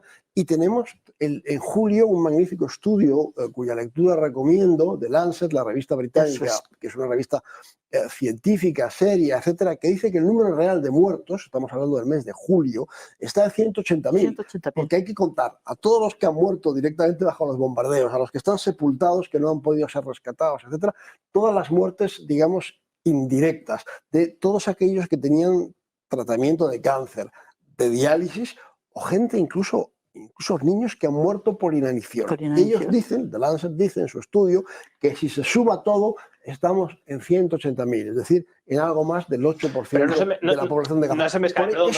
Eso me lleva a decir que las cifras ¿Qué intereses hay para esto? ¿Por qué esto? Yo lo que quiero saber es, porque al final tengan en cuenta que hay gente que en nuestro país, voy a dar otro dato. Yo quiero, les llevo otra vez, sé que ustedes quieren argumentar, pero el tiempo se nos acaba. Yo he dado muchos datos ahora. Sí.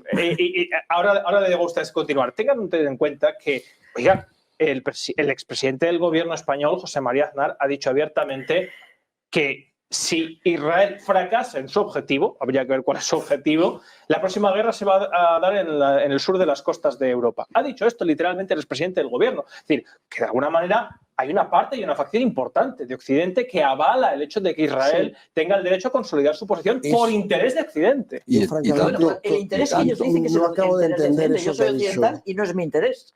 Bueno, pues eso quiero que eso es un punto de debate. Yo no acabo de entender esa frase del expresidente José María Aznar, esa forma de sembrar alarma. Francamente no lo entiendo. Quiero decir, conozco bien la situación en el norte de África, que es la otra orilla del Mediterráneo. Evidentemente hay conflictos, etcétera. No veo ningún conflicto que nos amenace. Tenemos un problema importante, yo creo, desde una perspectiva europea, en el Sahel, primero el lío que hay en general y después con la penetración de la milicia Wagner, que está provocando una serie de consecuencias incluso para Europa, la emigración que nos llega por la guerra, por las exacciones y las brutalidades que comete Wagner, etcétera, etcétera. Pero desde luego no es esa amenaza que describía el expresidente del gobierno, no la veo por ningún lado. Veo una situación en algunos países complicada, pero desde luego no veo ninguna amenaza. En fin, veo muchas más amenazas antes que lo que puede llegar desde el norte de África. Enrique. Pues yo quería decir, ¿quién se beneficia y todo esto. Puedo estar de acuerdo en que no todo es económico en las guerras, pero es complejo, es plurivectorial. Siempre la economía también tiene algo que ver. Vamos a ver, yo, por poner un dato más, creo que también está en juego bastantes cosas. Y no hemos hablado de la tradicional enemistad perso-árabe, que es Arabia Saudí e Irán, ¿no? Arabia Saudí, que firma los acuerdos Abraham. Y que ve con buenos ojos el blessing. Evidentemente. Y por cierto, Egipto también. O sea, eso también está en juego. Irán destruye los acuerdos Abraham por ahora, con todo esto también. Porque Irán en un momento dado también decide, cuando está todo lo de Gaza y tal, que nadie la llama capítulo, o sea, decide atacar a Israel o meter en el tema a todos los frentes posibles. Los hutíes en Yemen, ahora Hezbollah, y por lo tanto Bueno, le el vuelan Líbano. una embajada en Siria y matan al líder de Hamas en su territorio. Sí, por supuesto. Eso sí, claro, porque ellos recogen. Lo cual, por cierto, es curioso también cuando, bueno, eso es una anécdota, ¿no? Cuando se habla de la guerra, que la guerra tiene daños colaterales, es verdad, pero hay que reconocer que gracias, por cierto, a una superioridad tecnológica brutal, el ejército israelí, vamos, los ataques israelíes están siendo bastante como diría yo, bastante enfocados, ¿no? Porque van quirúrgicos, etcétera. No, porque tienen su foco, es decir, no es Dresde ni por supuesto es Hiroshima, ¿no? Pero claro, nada es perfecto y que muere mucha gente y eso siempre es horrible. Entonces, lo que sí es verdad, si no hablamos solo de lo económico entra en consideración si empezamos a hablar de bombardear la capacidad petrolera de eso no creo, honradamente no creo que lo permita Estados Unidos. Pero lo que es petrolera de Irán, quiero Veremos decir. sí, la de Irán. En cuestión de Por días. cierto, perdón, otro dato, para que ustedes lo sepan, tengan en cuenta, si es importante de lo que estamos hablando y afecta a sus vidas, habrán visto que la gasolina y el diésel han subido 15 céntimos esta última semana. Claro. Bueno, pues eso es fundamentalmente desde el ataque de Irán a Israel. Lo digo para que tengan en cuenta que estamos hablando de cosas que sí que les afectan y que hay muchas cuestiones geopolíticas en juego. Perdón. No, vamos a ver, claro, estamos sin duda hablando. Casa, estamos hablando con sin duda alguno un público absolutamente ilustrado, pero es bueno reconocer. Vamos a ver lo que está pasando ahí, cómo lo que está pasando en Ucrania condiciona la prosperidad, libertad de los españoles de dentro de 10 y 20 años, ¿eh? O sea que no estamos hablando, estamos aquí viendo una cosa histórica. Bueno, entonces solo decir que acabar con los grupos terroristas y estabilizar la zona rebajando, porque no se puede ganar una guerra a Irán desde Israel, no se le puede ganar, bueno, la salvajada nuclear, que no creo, no se le puede ganar. Irán es una cosa muy importante, muy grande, ya lo comprobó Irak, por cierto, cuando tuvo su guerra y tuvo, en fin, y la perdió. Bombardear, cuando se dice alegremente, no, las capacidades nucleares de Irán. Espero que los servicios de inteligencia israelí sean mejores que los que no previeron lo de Gaza, porque es que no se sabe dónde están enterradas, están dispersas. No es tan fácil decir, no, oye, me envío ahí un dron y tal. O sea, que hay que tener cuidado. Una cosa es combatir los grupos terroristas y otra cosa es declarar la guerra a Irán o sin declararla, meterle, en mi opinión. Y no creo que ni a Arabia Saudí, ni a China, ni a Estados Unidos estén en este momento, salvo, lo dije al principio, que Irán esté a una semana de tener el arma nuclear. Entonces hablaríamos de otra cosa. Le voy a pedir a la cadena que me lo pongan de presentador de los temas porque siempre hace lo mismo. Y efectivamente, el siguiente bloque, ya enseguida te dejo, Carmelo, y puedes volver atrás. Nos quedan dos bloques. El siguiente va enlazado con qué intereses hay para la paz, para la guerra, qué intereses económicos y sobre todo ahora, me gustaría que habláramos también, enlazando con esto, ¿por qué las potencias internacionales han tomado tanta parte en este conflicto? Tengan en cuenta que Rusia ya ha dicho que está con Irán al 100% y que está con el Líbano al 100%, así como Estados Unidos, desde luego, está con Israel al 100%. ¿Por qué esta implicación geopolítica internacional que efectivamente hace que afecte a nuestro día a día? Carmelo. Yo creo que Enrique ha tocado ahora un tema que a mí me parece que es fundamental en esta cuestión, que es el enfrentamiento de fondo entre Irán y Arabia Saudí, sí, o si lo queremos decir de otra forma, eso también es tradicional, entre el Islam chií y el Islam suní. Y yo creo que en esta nueva vuelta de tuerca de todo este conflicto, que ya hemos hablado de su origen y hemos discutido sobre él, pero bueno, hemos visto que de una forma u otra es un conflicto que viene de tiempo, pero en esta última vuelta de tuerca subyace sobre todo ese enfrentamiento entre dos países y dos formas de ver la religión musulmana que son enemigos de siempre, que están enfrentados y que son tan enemigos de siempre como que nacen de una matanza. Es decir, no es una cuestión y de un asunto político, por cierto, es un tema interesante. Entonces yo creo que eso es lo que subyace en buena parte de todo lo que está ocurriendo. El hecho de que Irán quiere exportar su modelo e imponer su visión del Islam, en este caso chií, sobre la visión del Islam Arabia Saudí, que es mayoritaria en el mundo, la visión suní, pero que en los últimos años hay que reconocer que Irán ha hecho bastante bien el mal. Es decir, la forma de promocionar, entre otras cosas, a través de grupos terroristas como Hezbollah o Hamas, y no solo... Y los hutíes. No, Hamas no es chií, pero ha sido brazo armado de Irán, como lo ha sido Hezbollah, aunque la vinculación es cierto que es menos íntima, por decirlo así.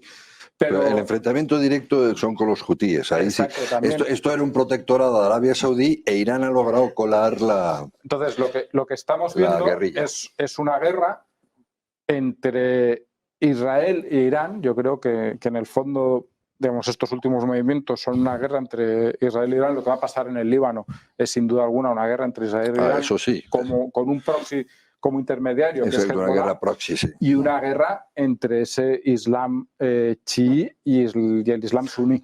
Que de nuevo hay intereses económicos ahí, es una zona con petróleo y tal, pero de nuevo yo creo que lo esencial...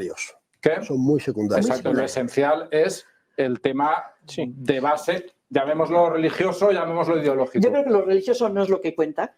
No es. No estoy de acuerdo contigo, Teresa. De hecho, yo he conocido Irak antes de la invasión y la mayoría chiíes y suníes estaban...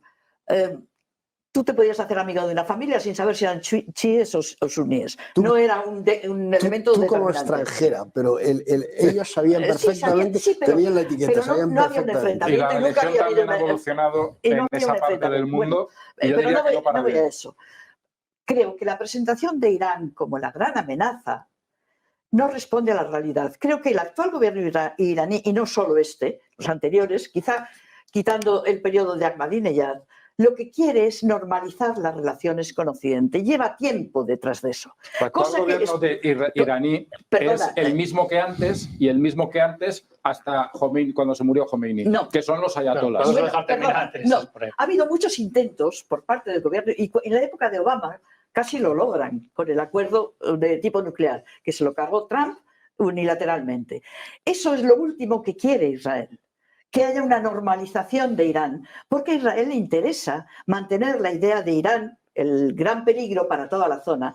Y hay otros elementos que se nos olvidan. Hezbollah no es simplemente un grupo terrorista, nace como un movimiento de resistencia a la ocupación israelí del sur del Líbano. Durante muchos años, Hezbollah nunca atentó ni hizo ninguna operación militar fuera del territorio libanés. Eso es bastante reciente. Entonces, Hamas es un movimiento también de resistencia islámica, que también se crea en el marco de un territorio ocupado, y nos estamos olvidando de que en el fondo, en el trasfondo de todo esto, hay la ocupación del territorio palestino, la ocupación del sur del Líbano, que la vamos a ver otra vez reproducida, y la actitud de potencia que no tiene límites para hacer lo que quiera en la zona, que es Israel. Entonces, en este momento, las posibilidades de frenar la guerra solo se medirán si hay posibilidad, voluntad y ganas de frenar a Israel. No es a Irán al que hay que frenar, porque Irán se está frenando, y lo estamos viendo desde varias provocaciones que ha habido, el asesinato de Haniyeh en su territorio, la embajada en Damasco, etc. Ha habido constantes acciones israelíes que tienen como objetivo la respuesta iraní. ¿Y los 9.000 cohetes que ha lanzado Hezbollah en el último año no los consideras una provocación? Pero es que están en relación con lo que hace. O sea, han sido... Este año con Israel a su lado de la frontera, desde el 7 de octubre, Hezbollah ha lanzado 9.000 cohetes sobre objetivos civiles de Irán, de Israel, perdón. ¿Eso no te parece una provocación? ¿No te parece un motivo bélico? ¿Te parece bien? Vamos a ver, no es que me parezca bien. Esas acciones explícitamente se dijeron que eran en solidaridad con Gaza y que pararían. Entonces que eso en solidaridad está bien. Perdona, es que lo han dicho expresamente, que pararían de lanzar cohetes en el momento que el ejército israelí se retirase de Gaza. Sí, claro, pero entonces, ahí no se va a retirar de Gaza. Si se rinden, me paro de la vez. Eso no. Ni siquiera llegaron a pedir en las últimas intervenciones de los líderes de Hezbollah, no pedían la retirada israelí, pedían simplemente un alto el fuego en Gaza para parar los ataques. De todas formas, es verdad que ha disparado mucho sobre objetivos, todo tipo de objetivos, civiles y militares, con escaso acierto en general hasta ahora, pero el número de proyectiles disparados, de todo tipo de proyectiles disparados a lo largo de este año por Israel sobre posiciones de Hezbollah multiplica por 5, según think tanks de temas militares, etcétera, multiplica por 5 lo que Hezbollah ha disparado sobre el norte de sobre Pero el norte Ignacio, de creo que es Israel. importante Bueno, un segundo no, solamente. Es importante decir que el día 8 de octubre... Te quiero dar la razón en una cosa, y es verdad que en el conflicto Irán no es un país monolítico como muchas veces se describe, hay sensibilidades. Hay un presidente al que le gustaría probablemente llegar a acuerdos con Occidente. Creo que no mandan, aunque aparentemente les vemos mucho, no mandan de verdad a los ayatolás. Creo que de verdad buena parte del poder está en lo que se llaman los guardianes de la revolución, que son el auténtico ejército del país. Sí. Pero y sí te reconozco que hay un sustrato de rivalidad religiosa y en última instancia de búsqueda de la hegemonía en el mundo islámico de la región de Oriente Próximo, y hay una rivalidad evidentemente con Arabia Saudí. Y yo creo que lo que más alegró, yo creo que los iraníes no sabían exactamente qué planes tenía Hamás, otra cosa es que les hayan ayudado, pero no lo sabían. Y yo creo que lo que más alegró cuando esto se produjo no fue el golpe tan duro que asestaron a Israel los de Hamás en el sur de Israel, sino el hecho de que aquello paralizó, y lo va a paralizar durante tiempo, en los acuerdos de Abraham y el acercamiento de Arabia Saudí a Israel, que es un acercamiento, en definitiva, como el de Emiratos o como el de Bahrein, en busca de la protección israelí para el día en que Estados Unidos se vaya, porque Estados Unidos se quería ir. Desgraciadamente para Biden y para la administración que venga después no se va a poder ir, pero Estados Unidos quería irse para dedicarse a una cosa. Acuérdense que estamos hablando que es China, de las implicaciones de las potencias extranjeras de percepción internacional, entre ellos Irán, los intereses. No podemos estar de acuerdo. Es decir, que en esto que ha dicho Ignacio estoy totalmente de acuerdo. Ya que coincidimos, destaquémoslo. Pero Ignacio ha dicho una cosa, don Ignacio ha dicho una cosa muy peligrosa. Vamos a ver, y como él sabe mucho más que yo de esto, a mí me inquieta porque a lo mejor tiene razón. Vamos a ver, quien gana las guerras es Estados Unidos. Por ejemplo, lo del canal de Suez, aquí lo ha anotado antes, el canal de Suez, pero bueno, los Estados Unidos no querían que quedase en manos de franco-británicos. Y lo consiguió. No sé, eso es claro porque les daba mucho. Has dicho que en Afganistán no le salió muy bien la cosa. No, es verdad. Ahí evidentemente perdió. Ahí perdió, bueno, en Vietnam tampoco, por cierto. Sí. No, pero en fin, muchas veces y tal. Entonces, usted ha dicho, yo creo, pero claro, que no sería enormemente dañino, incluso para Estados Unidos, y no querría que se destrozaran las instalaciones petroleras iraníes. Claro, yo quiero recordar que usted ha dicho, no, pues va a ocurrir dentro de unos días o algo de hecho, ha dicho. Claro, es que eso solo una cosa. Ojalá no, pero eso es el fin de Europa, ¿eh? Mi sospecha es que el objetivo de cómo pueden hacer más daño a Irán una respuesta iraní al disparo de los misiles del martes pasado. Yo creo que es golpeando, creo que sus instalaciones nucleares no están a día de hoy al alcance de Israel, por lo menos solo con la ayuda de Estados Unidos quizás, no lo sé, pero en todo caso lo que sí están a su alcance son las infraestructuras petroleras. Pues el fin de Europa, y evidentemente si eso se produjera harían mucho daño a Irán porque es su principal fuente de divisas e empobrecerían bruscamente al país. Y a Europa. Y Estados Unidos es autosuficiente en energía. Pero tengan en cuenta, perdón, que ya hubo una secretaria, Victoria Nuland, que dijo en su momento "fuck Europe" con el tema de Ucrania. Para ponernos, y soy muy breve, para ponernos en la peor de las hipótesis, si esto sucede, es decir, si al final la respuesta israelí se concentra en las infraestructuras energéticas de Irán, una posible respuesta iraní consistiría en Es donde está muy Estrecho de estudiado Hormuz. en bombardear, atacar las infraestructuras petroleras de Arabia Saudí y de Emiratos Árabes Unidos. Por lo O cual, bloquear el estrecho de Hormuz. Pero eso es más difícil. Lo otro, lo de destruir infraestructuras bombardear petroleras en siempre es Arabia más Saudí fácil. y en Emiratos está más a su alcance, porque no hay un escudo antiaéreo como lo hay antimisiles, como lo hay Pero entonces sí que arde todo Oriente Medio Israel. sin posibilidad de apagarlo. Y tu No, sí. bolsillo a la hora de, Exacto, y toda Europa, de vamos. poner gasolina o de consumir gas y electricidad. y la cosa queda entre China y Estados Unidos, lo demás es paisaje. Exacto. Bueno, me gustaría, vamos a abordar, perdón Teresa, querías apuntar algo. Vamos a abordar el último bloque antes de dar paso a sus preguntas, que hay muchísima gente en el programa de hoy, más de 3.000 personas están siguiéndolo por lo menos en YouTube, más aparte de los que están en Movistar, les saludamos desde aquí. Y siempre, bueno, me he dejado un tema, pero como se nos echa el tiempo encima, quiero que hagan ustedes alguna pregunta. Soluciones. Soluciones. ¿Cómo plantean nuestros invitados que se podría corregir, solucionar, apaciguar la situación? ¿Cuál sería, en la situación actual, bajo su punto de vista, lo que debería hacerse en pro, entiendo, de lo mejor para Palestina, para Israel y para el mundo en general? Que, como bien han establecido nuestros magníficos contertulios, pues la economía europea también está en juego. Teresa. Pues yo creo que lo he dicho al comienzo. La solución tiene que ir apoyándose y obligando, forzando el cumplimiento del derecho internacional. ¿El derecho internacional qué dice con respecto a la...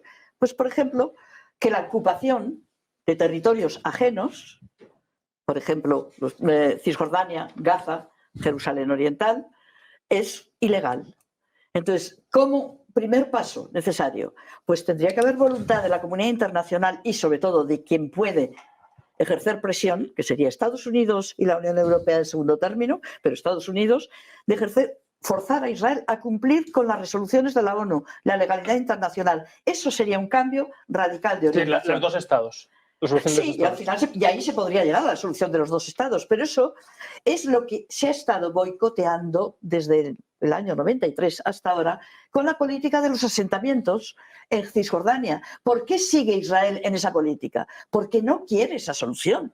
No quiere. ¿Qué es lo que quiere? Que no haya causa palestina, ni población palestina, ni Estado palestino. Y además el señor Netanyahu, yo antes cuando ha salido la imagen enseñando los mapas pensaba que era otro mapa, que fue como meses antes del 7 de octubre. Sí, lo he dicho antes, que era lo mismo, pero lo hizo él con un rotulador y no estaba Gaza. No estaba Palestina. No. Era todo Israel. El nuevo orden de Oriente Próximo era todo Israel. Y entonces estamos ahí y creo que forzar a que se cumpla el derecho internacional a todos, yo no tengo no me importa reconocer que el atentado de Hamás, el ataque de Hamás era contra civiles, por lo tanto es un crimen de guerra. Y después de decir esto tengo que decir que todas las acciones, casi todas las acciones, la gran mayoría de las acciones del ejército israelí en los territorios ocupados son crímenes de guerra.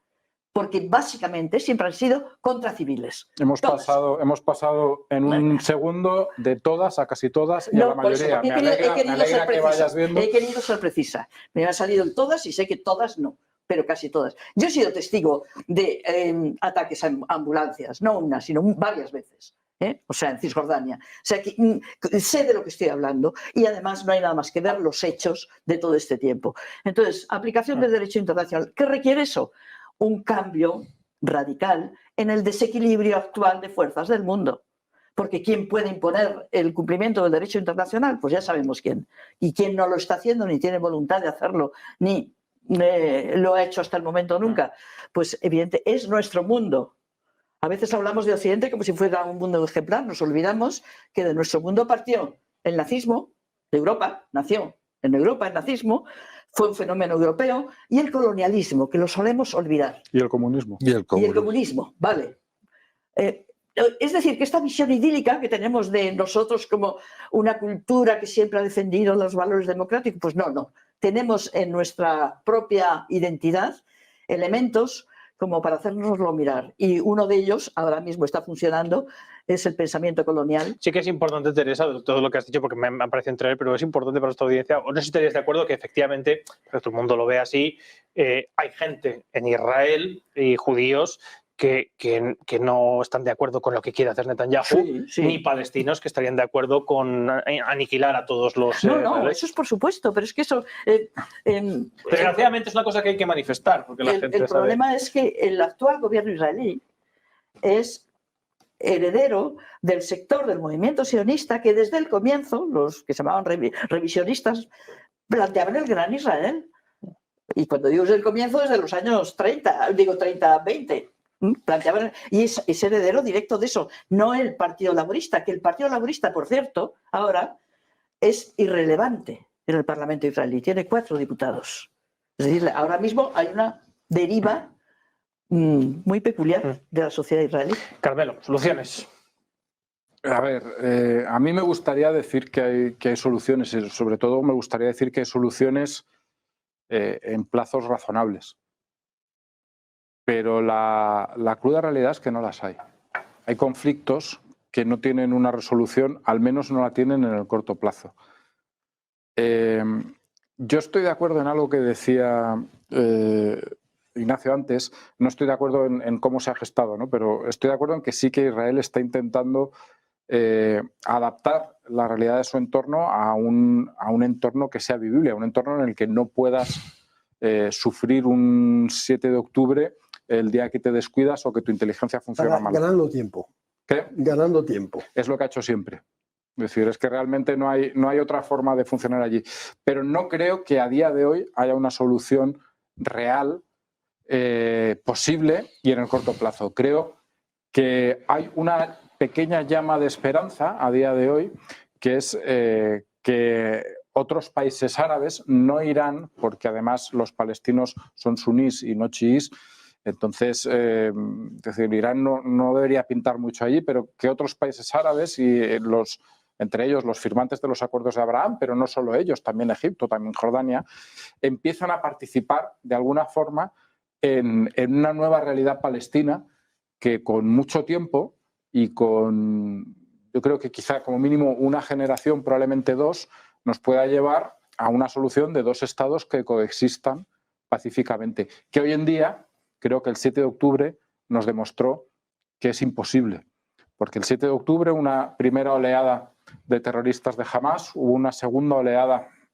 de terroristas de otras organizaciones terroristas que hay en la Franja de Gaza o que había en la Franja de Gaza, espero que esto sea así, y hubo una tercera oleada de aquello que denominaríamos civiles, que entraron en Israel y asaltaron los kibbutz y mataron a los que se encontraban y todavía quedaban allí con vida y robaron. Entonces, creo que negar que esa es la realidad hoy en día, pues es engañarnos y que esa realidad para solucionarse requerirá tiempo. Y yo creo, insisto, en que esa posibilidad de que no sea solo un asunto Israel contra los árabes, sino que haya países árabes que colaboren en una posible solución, creo que es una esperanza, pero es una esperanza a largo plazo. Y todo esto también pasa porque efectivamente Irán deje de desestabilizar la zona. Don Ignacio. Yo creo que es aplicar el derecho internacional y la solución de los 2 estados, pero desgraciadamente es una especie de brindis al sol. No hay ninguna posibilidad de avanzar en ese camino por muchas razones. Yo diría que la principal es la falta de voluntad por parte de las potencias occidentales, especialmente, como siempre, Estados Unidos, de ejercer una auténtica presión sobre Israel. Tiene muchos medios para hacerlo, pero no lo va a hacer ni esta administración ni la que venga. Por tanto, desgraciadamente, no hay solución. Israel va a ganar tiempo, asestando grandes palos a todos aquellos que pueden suponer una amenaza, pero es ganar tiempo. Dentro de 10, 15 o 20 años, mis hijos o mis nietos volverán a ver guerras en la misma zona y bueno, es la vía que ha elegido Israel, en todo caso, el Likud, los halcones que hoy en día gobiernan, para seguir en la zona y seguir dominando la zona. Don Enrique.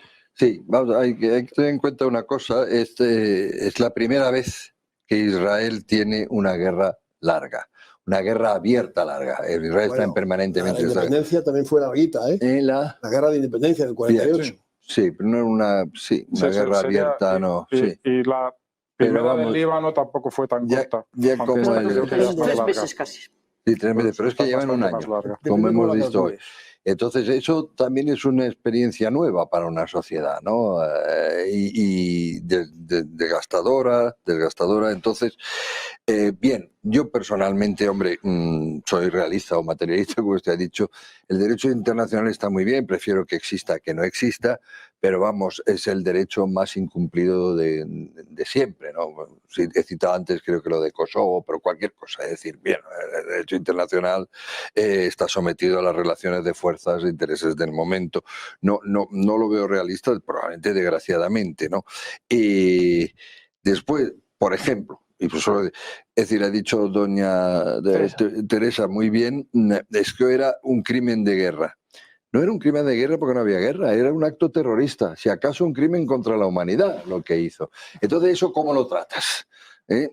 Por ejemplo, por eso digo que el derecho internacional, en fin, siendo evidentemente una atrocidad que a la vez de guerra contra la humanidad y terrorismo y tal, y probablemente la réplica, pues claro, la réplica solo se justifica porque otro empezó, pero probablemente hay abusos, como se sabe, pues en todas las guerras. Bien, yo creo que una manera, por supuesto, creo en la teoría de los dos estados, pero cuando se puede hacer como única solución estable. Ahora mismo es impensable, como se ha dicho. Entonces yo creo, intentando ser práctico, que en este momento yo creo que hay que permitir a Israel que poco más o menos que liquide Hamás, debilite enormemente a Hezbollah e Irán acceda a permitir un debilitamiento de Hezbollah a cambio de que no se vaya más allá y lo dejen tranquilo.